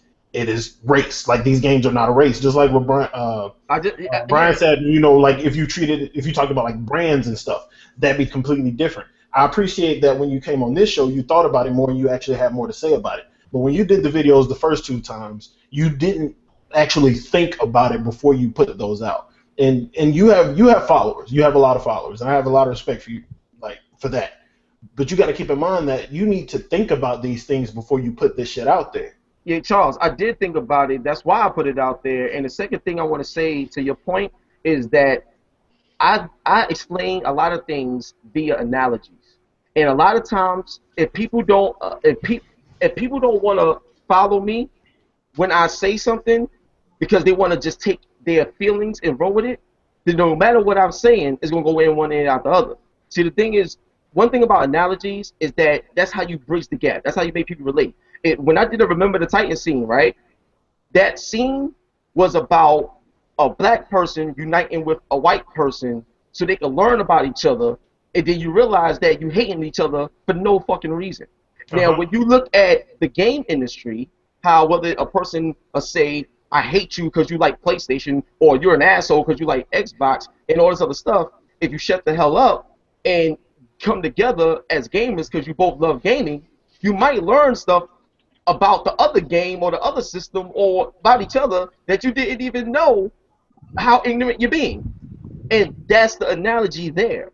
So I hope you realize, like, the statement you just made, you didn't make that statement. Yes, I did. Yes, I did.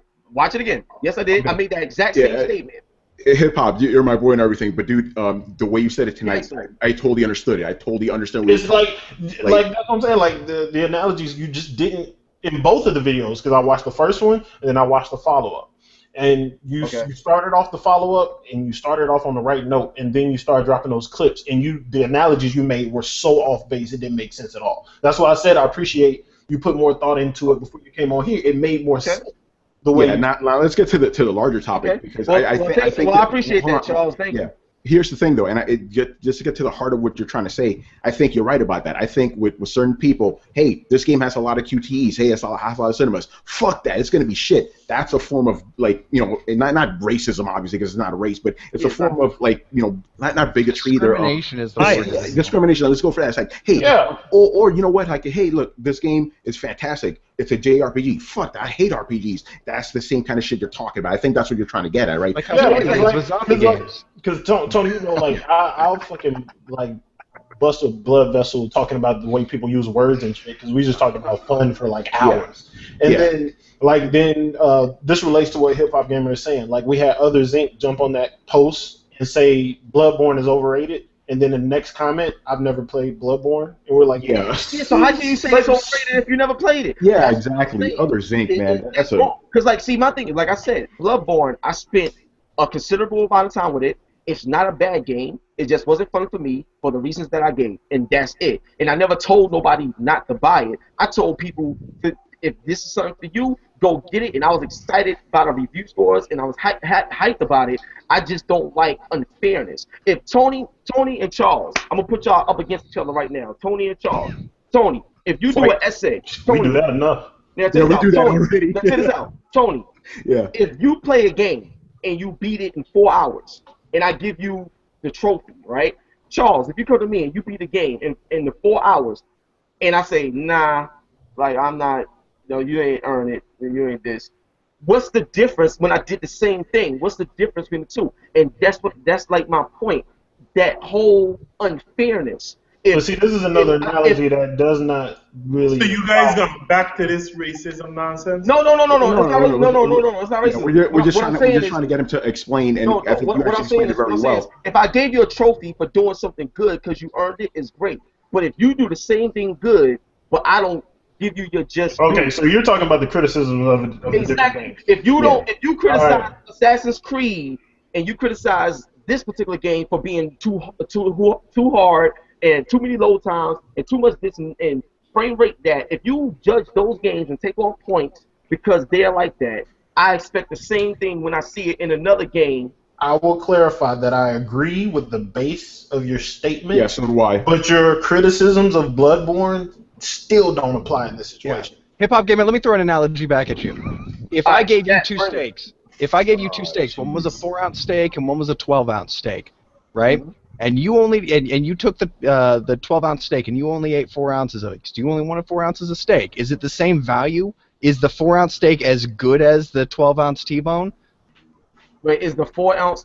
Wait, just because you decided not to take part in all the content of the game doesn't mean that the content wasn't there.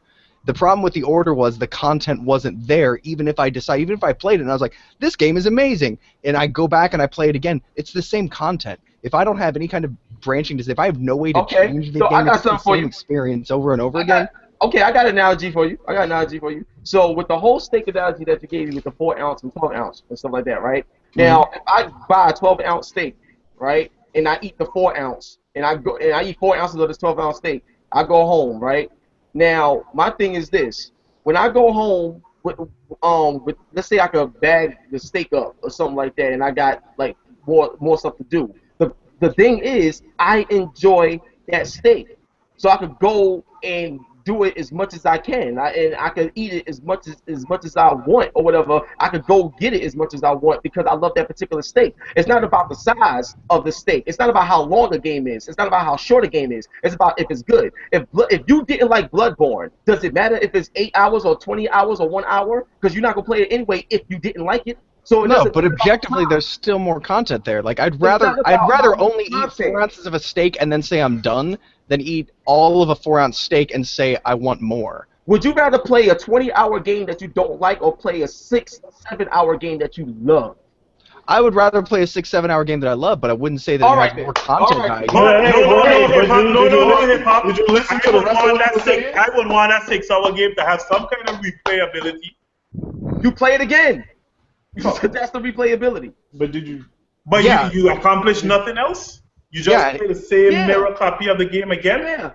What I love about it is playing it. I have fun playing it. I can play it as much as I want because I have fun playing it. That's my accomplishment. But that same game, if it had twice as much content, would be a better. It's not about how much content. I'll give you another example. Right? If you listen to a song, right? Is there any song that you've memorized that you could sing damn near word for word? There's a lot of them. Yeah, of course. Okay. So my thing is, if you could listen to that same damn song, it probably came out in 1980, and you can listen to it now and know it word for word and enjoy it. Why you can't play? Do you realize that? Yeah, but I still like the remastered extended version better. Like you're still missing the point. Like I can play any game in the world multiple times. That doesn't make it any better. Okay, like the order, like. I defended it early on because people had their preconceived notions, just like you talked about with the order and everything. Wait for the game. I did that with Destiny. People had these preconceived. Destiny is amazing. Order is amazing. All these games is amazing. All of them. I love them.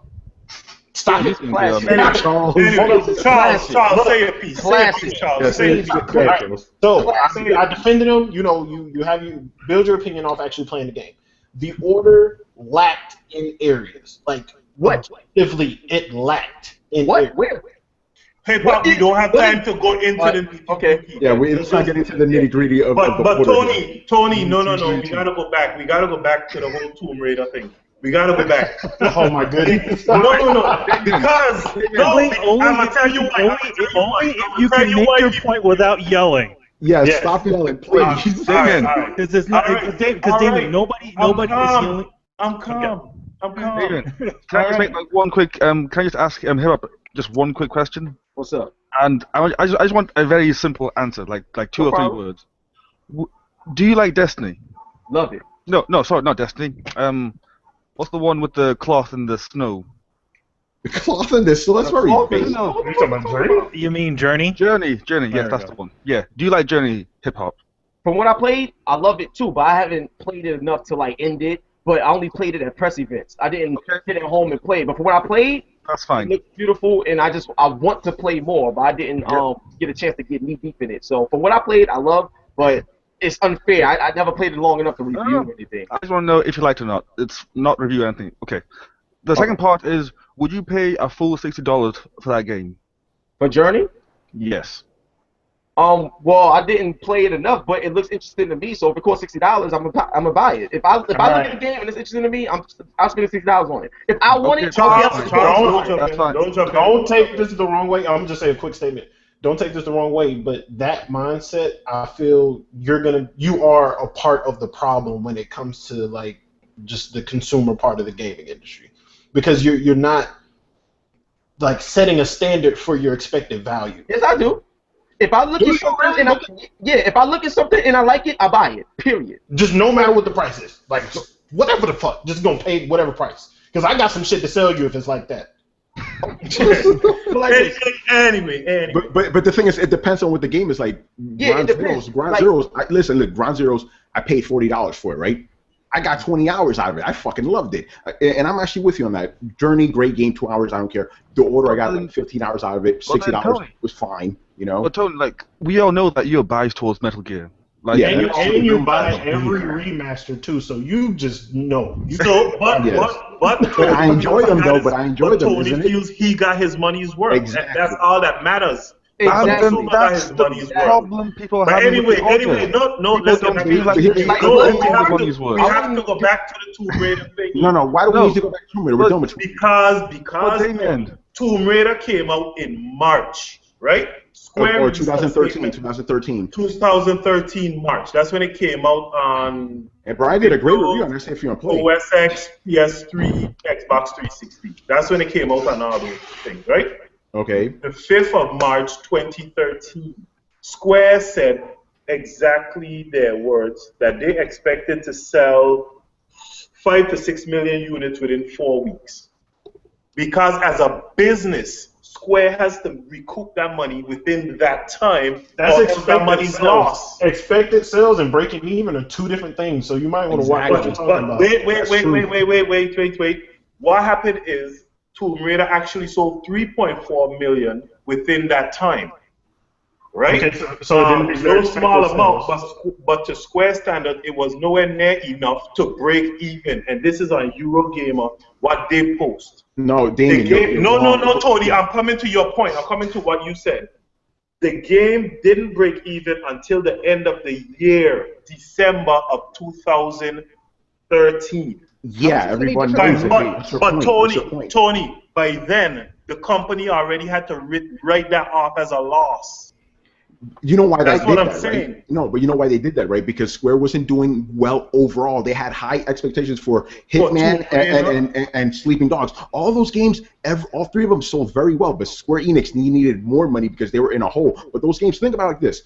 Tomb Raider sold 3 million, right? Square's like, oh, it failed. 3.4 million, right? If it would have sold that many in another company, they'd be like, holy shit, this is a success. That's Square Enix's like crazy expectations. That's not all probably that. But let's get back on point. I don't know why the fuck we're talking about Tomb Raider right now. Let's get back to No, because we were getting into the whole.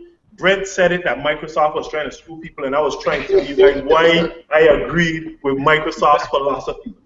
I wasn't saying Microsoft. I was saying no. Brett, I am a gamer.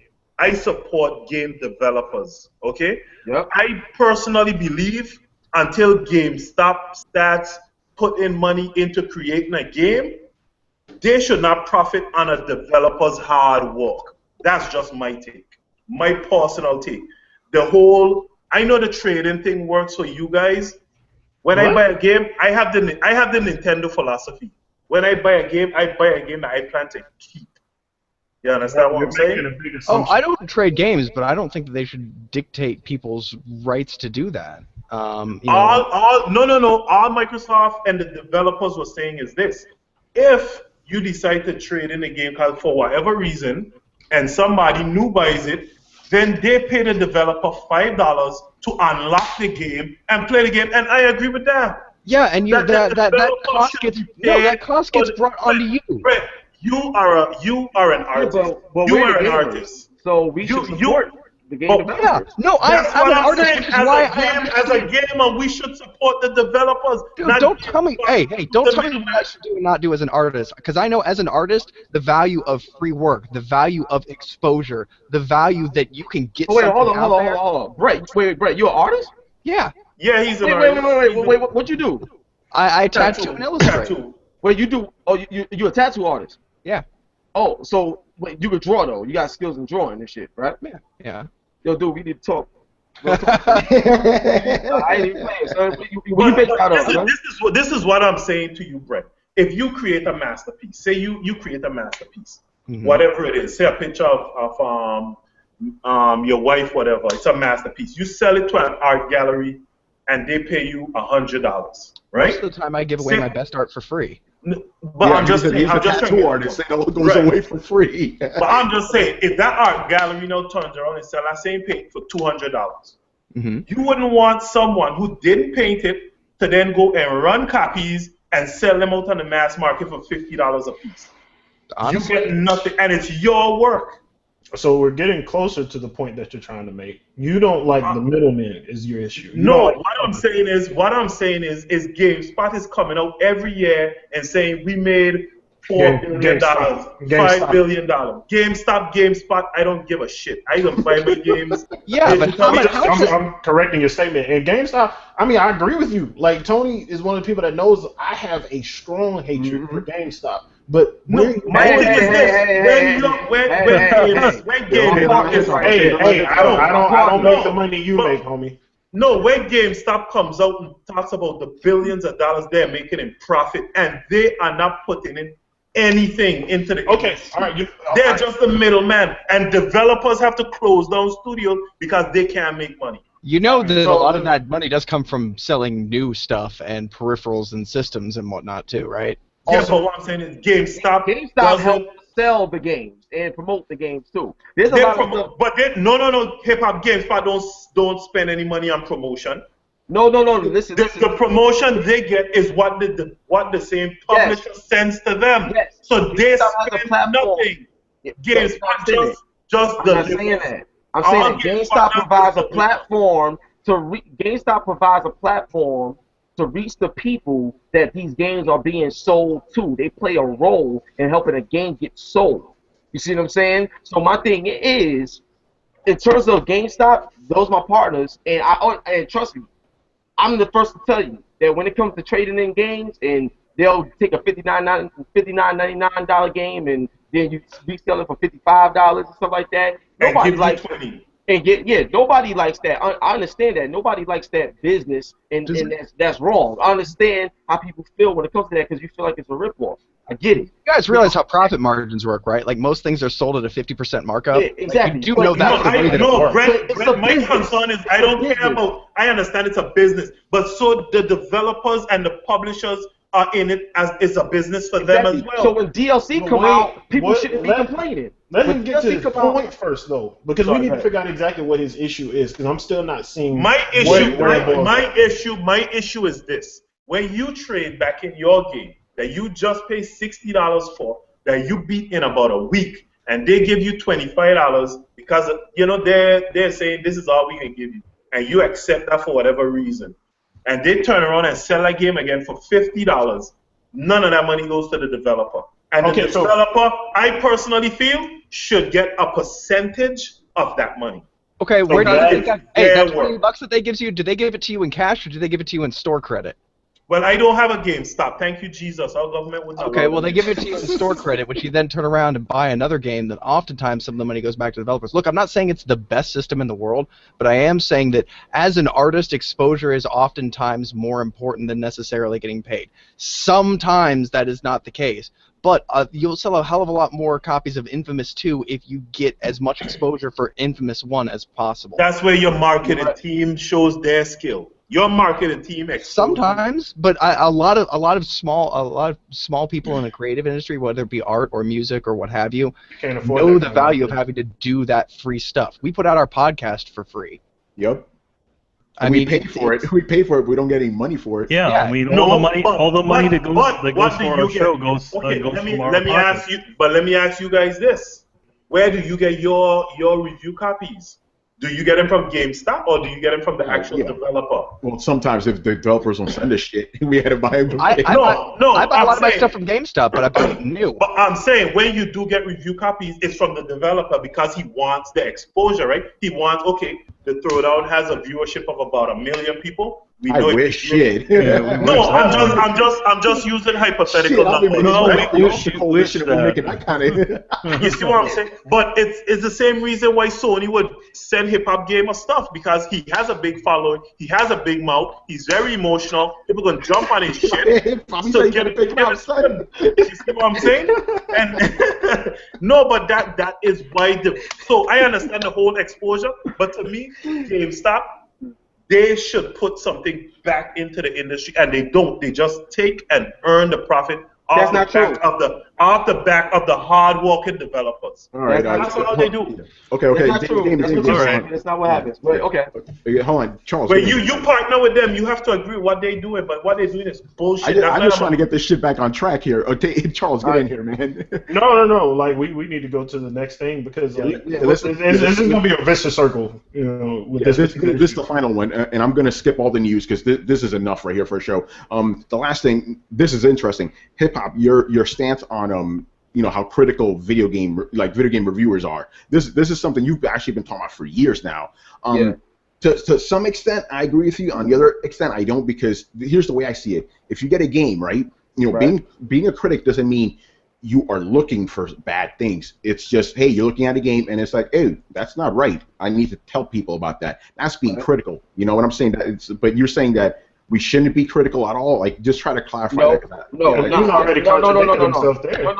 I never said that, dog. I never said. Yeah, just explain it so everybody understands. No, I never said that a person shouldn't be critical. What I'm saying is this, and this comes from people that I know personally in the industry. Oh, hold on, Charles is waving his finger. What's up, Charles? That's exactly what you said, though. Like, word for word, that's exactly what you said. That is what you said. That is what you said. What I said. That we shouldn't be critical, like you said about entertainment. Because the developers put in so much time and hard work that we shouldn't just criticize what they do, blah, blah, blah. No, I did not say that. Man, it's a video. I got the YouTube right here. Yeah, bring it up. I did not say that. What I said is this. When a person, hear me out. Yeah. When a person plays a video game, right, I'm not turning on my system to play a game like, okay, what's wrong? What's wrong with it? Like, searching for what's wrong. If I'm playing a game and something happened that I know is out of pocket, I'm like, wait, what the hell? Wait, what's going on here? And then I start analyzing what's going on if there's something wrong. Now here's the proof what I'm saying, right? There's a lot of people, and normally I would name names, but I'm not going to name names in this particular situation because I don't want to get somebody in trouble. Okay? So I'm not going to name names. But there's quite a handful of people that I know that has purposely told me that they have dogged a lot of Xbox One games on purpose, just because they don't like Microsoft as a company and stuff like that. So well, everybody knows that hip hop. Hold on. But wait a minute. I'm finished. So the thing is, when these things happen, and I hear people talk about stuff, they will say things that's completely wrong, and they will lie to their audience on purpose because they know that they're going to get a game first. They'll be able to get their thoughts and opinions out there, and they will persuade people to not support a company just because they don't like them, even if the game could not have an issue or something like that. You know what I'm saying? And seeing that really bothered me, and I had a long discussion with that persons, but that was wrong. So what I said is, in terms of being critical, when you play a game and you're being a critic and you're looking to criticize, I don't appreciate when a person play a game solely to try to find something to criticize, because then you're eliminating your ability to be a gamer and enjoy something because you're being blinded by trying to search for something wrong because you're like, this game can't be great. This game can't be perfect. I don't agree with that. I don't agree with that. I thought if you play a game. Hold on, Charles, because I need to jump in real quick on this. Okay, see, that's where I have a problem with it. You think that, okay, not excluding this guy, because that's a fucked up situation. That's what I'm saying. But most reviewers, right? Let's talk about me, for example, right? When I put on the game, I don't go in, let's see what's fucked up with this game. I play it. If something comes up, then I'm gonna bring. You're gonna note it. You're gonna note it. That's what you do. Exactly. That's what I'm saying. If you are, when you play a game and you're a real gamer, Real gamers is gonna know if something's out of place or fucked up. And then when you notice it, you jot it down, continue playing, continue playing. If you notice something else, jot it down. Something that's significant or whatever, you jot it down. And then when you get your review ready, you talk about what's great. You talk about what's not so great. But me personally, if I see something that's not so great about a game, I'm not gonna bash it. I'm gonna be like, hey, look, I think y'all should have did this. I think y'all should have did that. I'm gonna show support and I'm gonna provide suggestions. I'm not gonna be like, oh, this is shit. Y'all fucked up. Don't buy it. Because I've seen so many times, especially on Polygon.com, I've seen people, even on Kotaku, I've seen people say this game is shit. Don't buy it. Like I've seen things along those lines. And I'm like, yo, look, you don't have to like a game, that's fine. A game can be shit, that's fine. But show some respect to the craft because you never know. Somebody could be trying to make a game and they could just hit a roadblock. They could not be getting any sex at home and they fucking up in the workplace. Like, you know what I'm saying? It's a lot of stuff. Where do you come up with these shit, dude? Where do you come up with these shit? It's real life shit. It's real life shit. My thing is, it's like a lot of times people go through things and think about it. If you know neurology and the way the brain works, if you're working on something and someone is in your ear being negative, you're going to perform at a lower rate because you got a whole lot of negative energy in your face and in your ear. But if you are working on something and somebody's like encouraging and like, hey, you could do it. Don't worry about it. Take your time. It's fine. You'll actually get so much more out of the person. So when I see people in the game industry just bash and shit and critique every little fucking thing, you're not helping the situation and you're not helping to make them better, to make a better game the next go round, if there is a next go round. And that's what I'm saying. If you're going to be critical about the game, be critical. But don't bash it and just annihilate it and just throw dirt on it, especially when you can't even make a fucking game yourself. Show constructive criticism. Exactly. Constructive criticism, be respectful, be fair.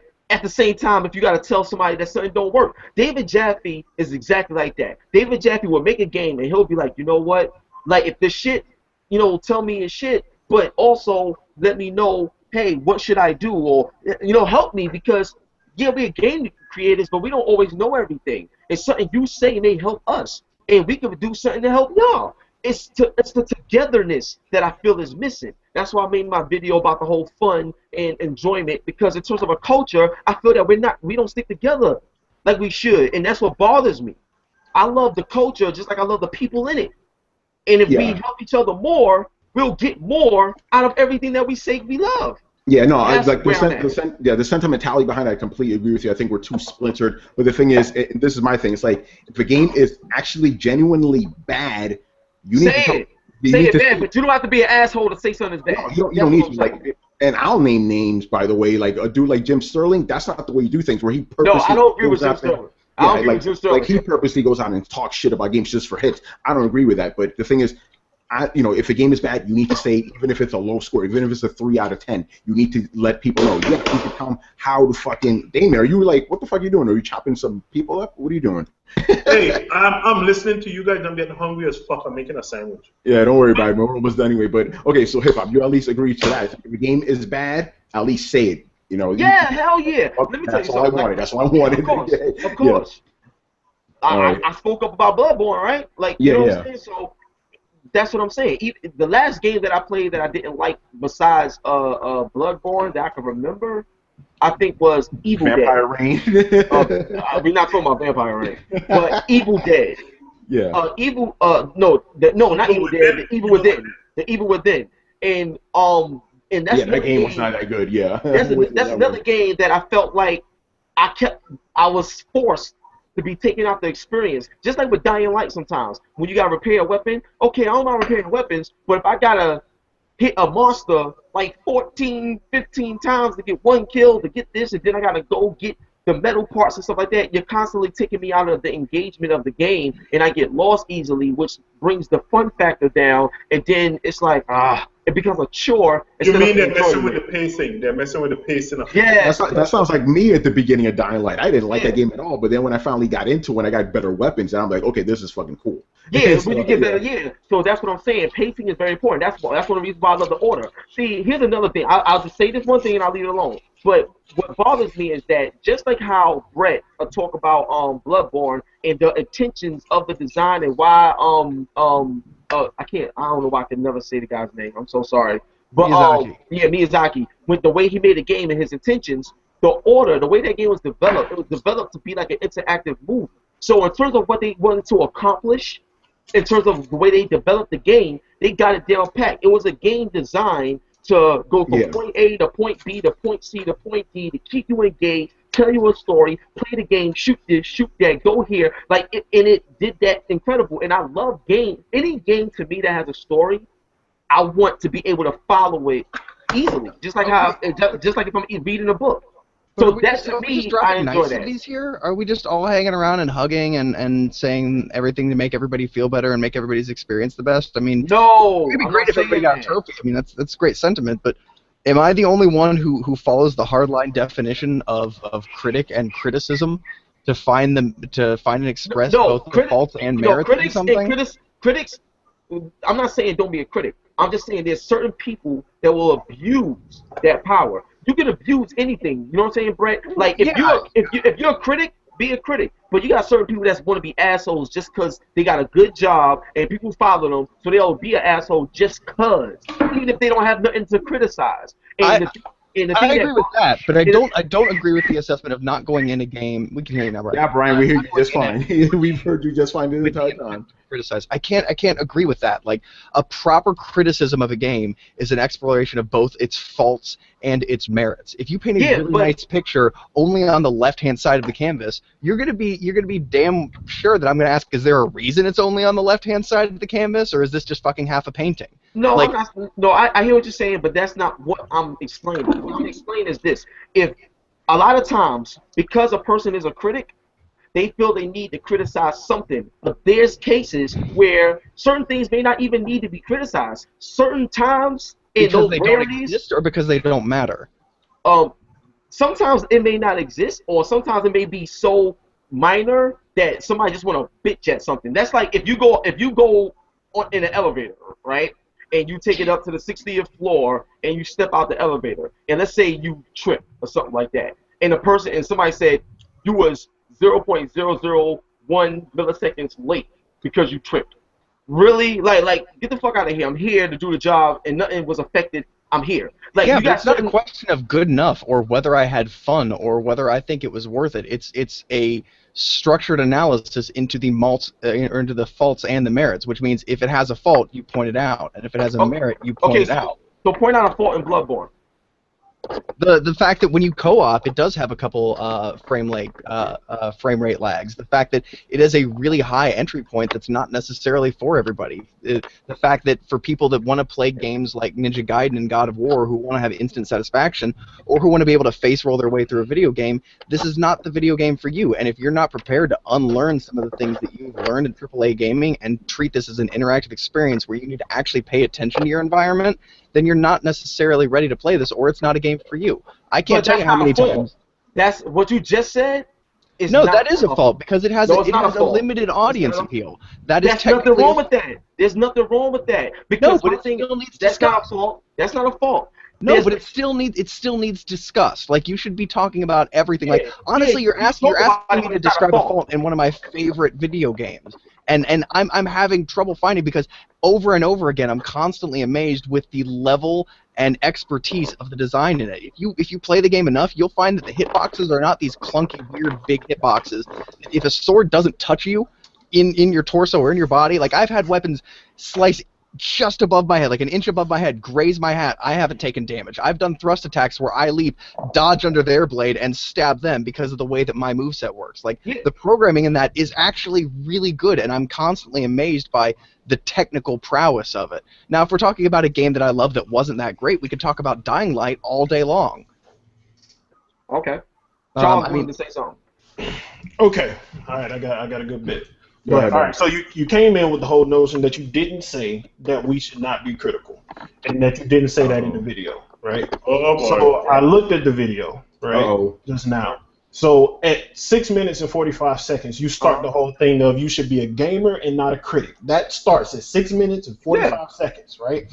Yeah. That's you saying that we shouldn't be a critic then, right? We should be gamers. Yeah, you should be a gamer and not a critic. And you know what that means? That means you're a critic. Hold up, let me tell you something so you can understand what I mean when I say that, so you can understand everything. So when I say you need to be a gamer and not a critic, it's because you got people that aren't gamers, but they want to criticize gaming. You can't criticize something that you don't know, that you're not a part of. What is that based on? Like, is that based off like 3 people that you've interacted with, or is this like dude? Like, you have proof of this? Because I feel like you're taking extremist views of something that you've had, like an interaction with like 1 or 2. No. Applying it to the whole thing. Charles, here's what I'm telling you. I'm telling you is this, right? Me personally, I can't cook worth a shit. I can't cook, right? Okay. Now listen, who am I to criticize Chef Ramsay when I can't cook work for them? I am so fucking glad you brought that up. No. Hold on just a second. I'm so glad you brought that up. So at 7 minutes and 55 seconds, you said we don't know how to make it, so don't criticize it. When have in any entertainment, anything, have they made that like particular thing for people that know how to make it? Films aren't made for people that know how to make it. Games aren't made for people that know how to make it. Food isn't made for people that know how to make it. I'm so glad you said that. So glad you said that. Because here's my thing, right? Food ain't made for people that know how to make it. I get all that analogy. But the thing is this. You have consumers. Hold up. You have consumers, and then you got professionals that's in that field. You see what I'm saying? They're held to a higher standard. Just like a police officer, just like a police officer with a badge and a gun versus the average civilian walking every day. Police are supposed to be held to a higher standard. That's why they got that badge and that gun in the first place. They're supposed to be more level-headed, more professional and understanding. So when it comes to games and stuff like that, and if we're responsible to getting the word out, then that means we are a part of the culture. We learn about it. We play it. We know how things feel, how they should feel, what's wrong with them. We know how to we know how to relay that message. Have you ever heard of the phrase conflict of interest? Hold up. Listen, of course I heard that. Now listen. Now the point I'm trying to make when I said that is if you are making a game for gamers, that's great. But if you are a professional that's reporting on games, learning the ins and outs of a game to report that, you're held to a different standard to the average consumer that's just playing a game. Snoop Dogg don't know shit about Hideo Kojima, like, you know what I'm saying? So you're not going to pay Snoop Dogg to critique games. He'll just play them and call it a day. But us, we spend hours and hours and hours and days and nights, sleepless nights playing games because we're into that culture. So we have the right to be able to relay these messages and break things down and be critical on them because of our position in the industry. All right. So with all that being said, you said you understand what conflict of interest means, right? Of course. Okay, got it. So do you understand like why developers aren't reviewing these games based on conflict of interest? Where are you going to get the objective view of a game? Where are you going to get it from? You're going to get it from the professionals, but no, that's not what. Okay, so if Ubisoft came to me with Assassin's Creed Unity, right? What do you think they're going to tell me about that game? They're going to tell you what the game is about, what it has, and let you judge for yourself. No, they're not. No, if you, in your view, if they review it, what are they going to tell me? What are they going to tell me about that game? They made the game. What are they going to tell me about it? Well, it depends on the person. David Jaffe will tell you the real. David Jaffe will tell you, hey, we made this game, it wasn't that good, but we tried this and that. Ted Price will tell you that, hey, we did this and we made a mistake here, we're going to try to work on that. Then certain developers will say, hey, our shit is great and nothing wrong with it. You know what Ubisoft is not going to tell me? You know what they're not going to tell me? This game is buggy as all shit. They're not going to tell me that. Hold up. Now, I'm going to tell you this. Here's where you're wrong. I'm going to tell you this from personal experiences. And like I said, it depends on the person. I've had constant conversations with people like David Jaffe or Jesse Stone that work at Ubisoft, a lot of people. And they'll tell me straight up, yo, this game, we having issues with it right now. It's not done. We're going to try to do this. We're going to try to do that, blah, blah, blah. They have told me plenty of times. There's been times in interviews. I'll have to go pull it up. I've done so many interviews. But in interviews where I would ask tough questions, and certain people would give me honest answers. Certain people wouldn't. Charles, that's just the way the game is. All right. So applying your logic, we'll float in your logic area with these things. Okay. So some of these professionals will tell you the truth. Yes, and some of them and won't. some will not. Yeah, that's absolutely true. Can that not apply to games journalism? Like the game journalism? Of course it applies to games. It can apply to anything. Okay, because you know that video that you did, you applied it to the whole thing. The love that was lost is now found. Like they lost the love for doing it. Game journalists are being critical. They shouldn't be critical. They should be just gamers. No. You didn't even apply the logic you bring it now to that. No. Yes, I did. Listen. I just watched the video. I left this video to watch that video. I gave you the time what you said in the video. Oh my God. Listen. Charles, you're an asshole though. You're. Facts. Timestamps. Go look at it. Like Listen. Let me ask you a question, Charles. Do you watch the whole thing of something, or do you find a little bit of something and just go off that? Be honest. I get the whole thing if I'm gonna give an opinion about it. Now you're a liar. But you're a liar. You wanna know why you're a liar? Because earlier when we talked about my live stream, you ain't watched the whole live stream and you admitted that. Yet you had an opinion of it. No, actually I stated something that I saw, and I said that I didn't. You had an opinion on it. And I'm sorry, you didn't make it to the first boss of Bloodborne? I didn't even say, hey, your stream was good or bad. I said I didn't see the damn whatever you said. So if you didn't see it, why do you have an opinion? And I'm sorry, who didn't make it to the first boss of Bloodborne before having an opinion? No, I didn't. Whoa, hold on. Rachel. Didn't get past the first boss. Hold up, Rachel. Yeah, what's up? Hold up. When I played Bloodborne, the first time I played it wasn't through live stream. Like, I've made it to the boss plenty of times before I even live streamed it. I had the game for a while. So the first time y'all saw me play it wasn't the first time I played it. You said earlier that you spent how many hours and didn't make it past the first boss, though? 6 hours. I spent like 10 hours. He didn't beat him. Yeah, he didn't get past it. Yeah, I got I mean, what she said still applies, though. Like, so then, let me ask you something then. When you published this opinion that you gave of Bloodborne, was it on a tweet, or was it something that you stood to monetize from? No, I put it on my YouTube channel, and I said that it wasn't fun for me. I never reviewed it. I just told people why it wasn't fun. But you reviewed it. I didn't review it. You had an opinion. You shared an opinion. As a professional, yeah. Okay, that's. I just want to get clarification on. Yeah, I had an opinion on it. I didn't review it, and the reason why I didn't review it is because I didn't. Like I said, I'm my own boss. Did you put it under your own name, or did you put it under your brand? I am my brand, HipHopGamer. I am my brand. His brand. I am my brand. HipHopGamer, High 97. Well, like, no, but you see where she's going, though. You see where she's going. No, I don't see where she's going. You posted it in a business capacity. You had a professional opinion as a professional journalist. Exactly. I have a professional opinion. You just said unless you finish something, you shouldn't have an opinion on it. You didn't have a professional opinion on it. Like that's what they're getting to at this point. Yeah, my professional opinion on it was that the game wasn't fun for me. I didn't review the game because I didn't play the whole game to review it, so that would be wrong. So I played what I played, and I played a lot of it. I gave my opinion on it because it was an opinion. And what do you consider a lot? Well, okay. Can you not share your opinion on something you didn't finish? Of course, no, you can share your opinion on whatever you up to the point that you played. Up to the point that you played, you can share your opinion. That's fine because that's what you know. You can share what you know. So why is Charles at fault for having an opinion about something he didn't finish? But you got to state that. I didn't even. No. Wait. I never said that. No, I never said that he shouldn't have an opinion on my joint since he didn't finish the video. According to what his standards are, he said that you shouldn't speak on something if you didn't do the whole thing. That's what he said. I didn't say that. That is what you said because you asked me the question. Like I didn't bring that up. No, because you contradicted. So he. No. And also, like, just correct me if I'm wrong, but me saying we're going in circles now. Me saying that I didn't see the issues you complained about in the video, like that's not an opinion. I literally didn't see it. And when Brian said that it happened later, I said, "Oh, okay, I didn't watch the whole thing." Like, that's what more do you want from that fucking statement? No, what I wanted was if you're gonna if you see something and you speak on it, that's one thing.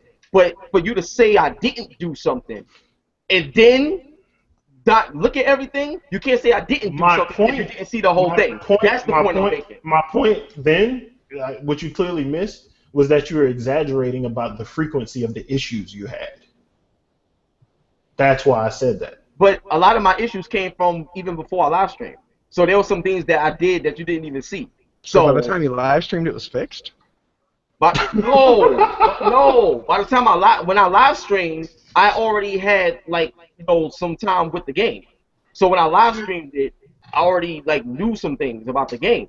That's what does that have to do with frame rate and camera issues, though? Because when I first played the game and I saw that it had these issues was messing me up a lot. Because are you just talking about the pacing of the game? Because if so, that's a feature. That's not a bug. Not pacing. I'll talk about. Okay, I'll give you an example. Right. There's times where I could dodge, push the button, everything is on time. I even did this in my live stream where I pushed the button and you can see that there's an evident delay. And then when you have how you have a longer weapon and it takes longer to swing, okay, cool. Then I break it down where I just got the shotgun and the axe in one hand, and it's the same thing. And then I push R1 and stuff like that because that's supposed to be the fastest swing or whatever. And then there's still a major delay. I even did it on the stream. I pushed the button and you see the delay is there clearly because there's a lot of frame rate. The axe is a heavy weapon.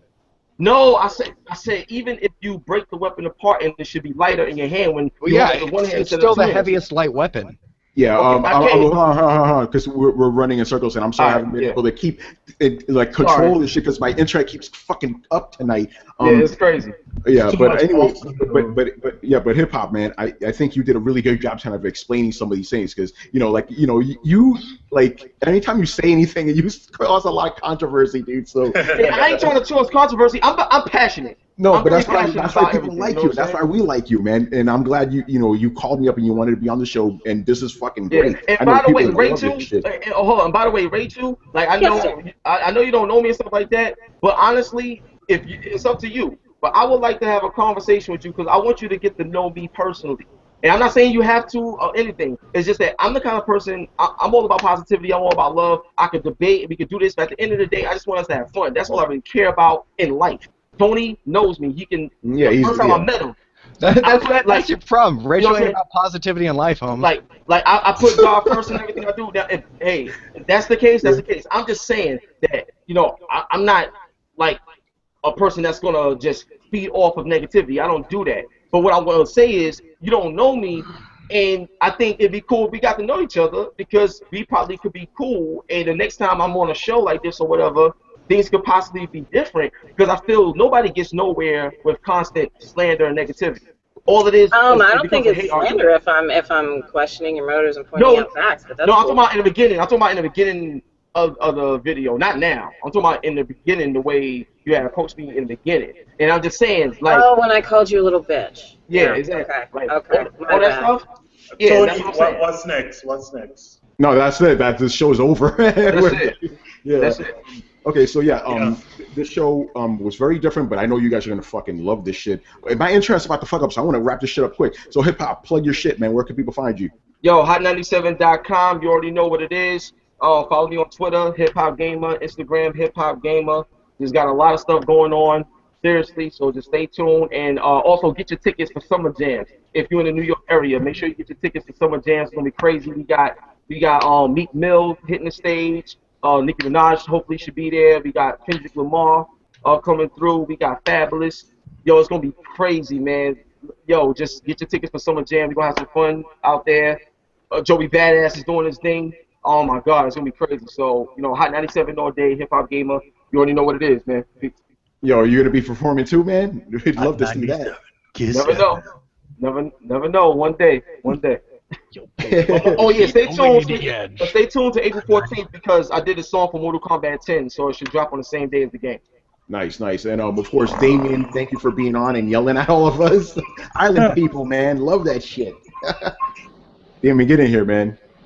Huh? I didn't hear that. What? I said. Dameon, get in for the group hug. Yeah, Dameon, thank you for being on. We love to have you on. It's great. I like when you yell at people. It's fantastic. You're an island dude. That's how we do things. We just fucking yell, That's what we call island passion. Island passion, man. Yeah, we didn't stick to the topics, but you know, that's a little fucked up. Hopefully, you'll have a Throwdown part 2. Because I would have really hoped we would have gotten into the whole quantum break being delayed. And yeah, well, you know, things had to change, obviously. Yeah, but, yeah, we'll talk about it on the co-op, though. Hey, there you go. You can. Oh yes, I was actually invited to the co-op, and people should know the co-op's gonna be on. There's somebody on this show who said, "I want to invite you because you called me out." Yes, I did. Yes, I did. Oh, yeah, you know what? Before we wrap it up, I did. Before we finish up, before we finish up, please, guys, settle what you need to settle. No, it's nothing to settle. He jumped on Gary the other day, and us Brits gotta stay together. I don't know what the fuck is going on with Brian. We can deport his ass back to somewhere off of the coast of Africa on one of those Cape Verde islands. Because he don't understand, Gary. Us Brits gotta stay together, okay? The Americans are coming. Shit. But that's right, Charles. You jump on Gary. You jump on Gary. You had no right, and you have to go down for a while, and that's fucked up. You don't do that. Yeah, I need you both. I need you both on the co-op this Saturday. Yeah, man, it's 2v1. Charles, I'm gonna call y'all Garyan. That's what I'm gonna call it. You've been ducking me, Charles. So I got Garyan. I feel bad. What do you call us? You call us It just sounded funny that he told me we need to deport Brian back to Africa. Horrible. But you know what? One thing I gotta say, I definitely think you'll at least come prepared, because the last time I went 1v1 versus someone, that was like the worst thing that ever happened in life. Charles. Just leave it. No. I was that's giving you props. Like, I respect what you do versus what the other person did. Oh, yo, come on, guys, come on. Let's give Mike. Listen, I'm be his friend, okay? I'm gonna be other Zig's friend. No, we are grown ass men. He needs to grow the hell up. Like, no, there's no babying that. Other Zig, I got you. Oh, hip hop, I have to do this, otherwise, Kuel is gonna kick my ass. He says he wants you on the fan zone. Who? That's Kuel. Oh, okay. When? Hey, you and him work that shit out. I don't know fucking owl. Do I look like an owl from Harry Potter? Well, you and Daniel will have fun. Oh, Dan! Oh my God! Hey, you know we have no limits. We're not like Tony who got 2-hour limits. We got no limit. We go till morning, motherfucker. That's what we do in here. You guys we party till the sun comes up. That's the old Throwdown. We don't do that shit anymore. No, we're all old. Yeah, exactly. All right, guys. Oh shit, Emilio, you still around? Yeah, I'm still here. I've been here all night. I've been here too. Oh God. Anyway, hip hop, it was good, man. I love how I like the debate with hip hop. He defends himself no matter what. Dude, you're right. Real. You're real. Hip hop, you're real. I got a lot of respect. I got a new level of respect for you. God bless, man. Thank you. No matter how much fucking evidence against you, you going down fighting. You ain't no They got your video and your voice, and you still say, wasn't me.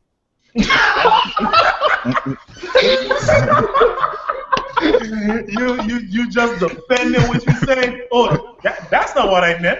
I didn't say that shit. Oh my goodness. Yo, hip hop is real inspiration. You need to talk to kids, dude. Kids don't have that kind of determination in the world anymore. Oh God. All right, Thanks, man. All right, guys. So thank you for watching and listening. Make sure to follow the Coalition at thecoalition.com. Make sure to follow Knights of the Turntable, hosted by Charles Singletary. Oh yeah. We got Baby in the Beard. We got the Co-op. Gary, you're probably going to be hosting it this week, hopefully. Richard does a good job too, though. No. Gary can't host this week. Richard got to host it because Gary got to catch these hands, homie. Oh, it's like that. All right. You'll end up cutting me off again like last time. Gary, no. Charles is trying to get that sympathy. Oh, it's 2 against 1. It's 2 against 1. You don't care, dude. You don't care. Oh, no. I'm not going to complain that it's 2 against 1. I'm going to brag about how I destroyed both of y'all. That's what I like. Yeah, Peacock, yeah. Yeah, man. Co-op tomorrow. All right. No, Saturday. Is on, man. All right, Subscribe to Throwdown on SoundCloud, iTunes, YouTube. Don't forget to follow us on Twitter at Throwdown Show and Facebook. The links are available in the description below. Once again, I'm your host, Tony Polanco, and tonight I was joined by Emilio Lopez. Oh my God, I'm so mad. Oh God, I want to kill everybody. No, I'm good. Brian Munjoma. Soon to be a member of the Glorious Console remaster race. Ooh, yes. Deport this motherfucker to Africa. That was beautiful. I know, they missed it, Charles. They missed it. Jeez. All right, Brett Murdock. Brian, you can go back to scanning suns while I become a blood-covered god of death. You got Rachael Murdock. Your resident shitster at the ready. Yeah. Charles Singletary. Yeah. Gonna destroy me some dudes on Saturday. Gary Swaby. Yeah, I just want to say I enjoy this show, and I'm mad that we didn't get to talk about pop culture and stuff. So I've got to come back on the show next time, man, just so I can talk about all that stuff. Yeah, when we got hip hop, who left the fucking room for some reason. I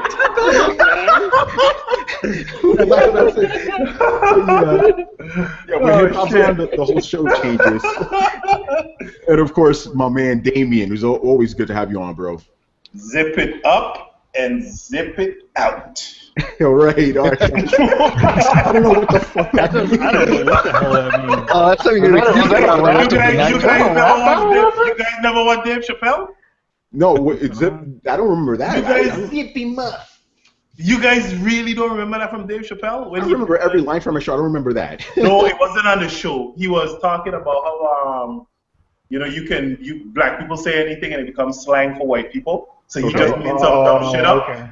Yeah, and then the white guy responds on, "Oh, zippity do that to you too, Dave." You guys don't watch shit. Like, I just didn't remember that particular one. Yeah, that's all it is. All right, guys. It's not this. Anyway, fuck you guys.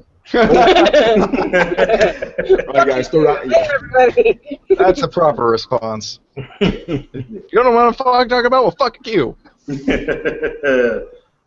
the island. So.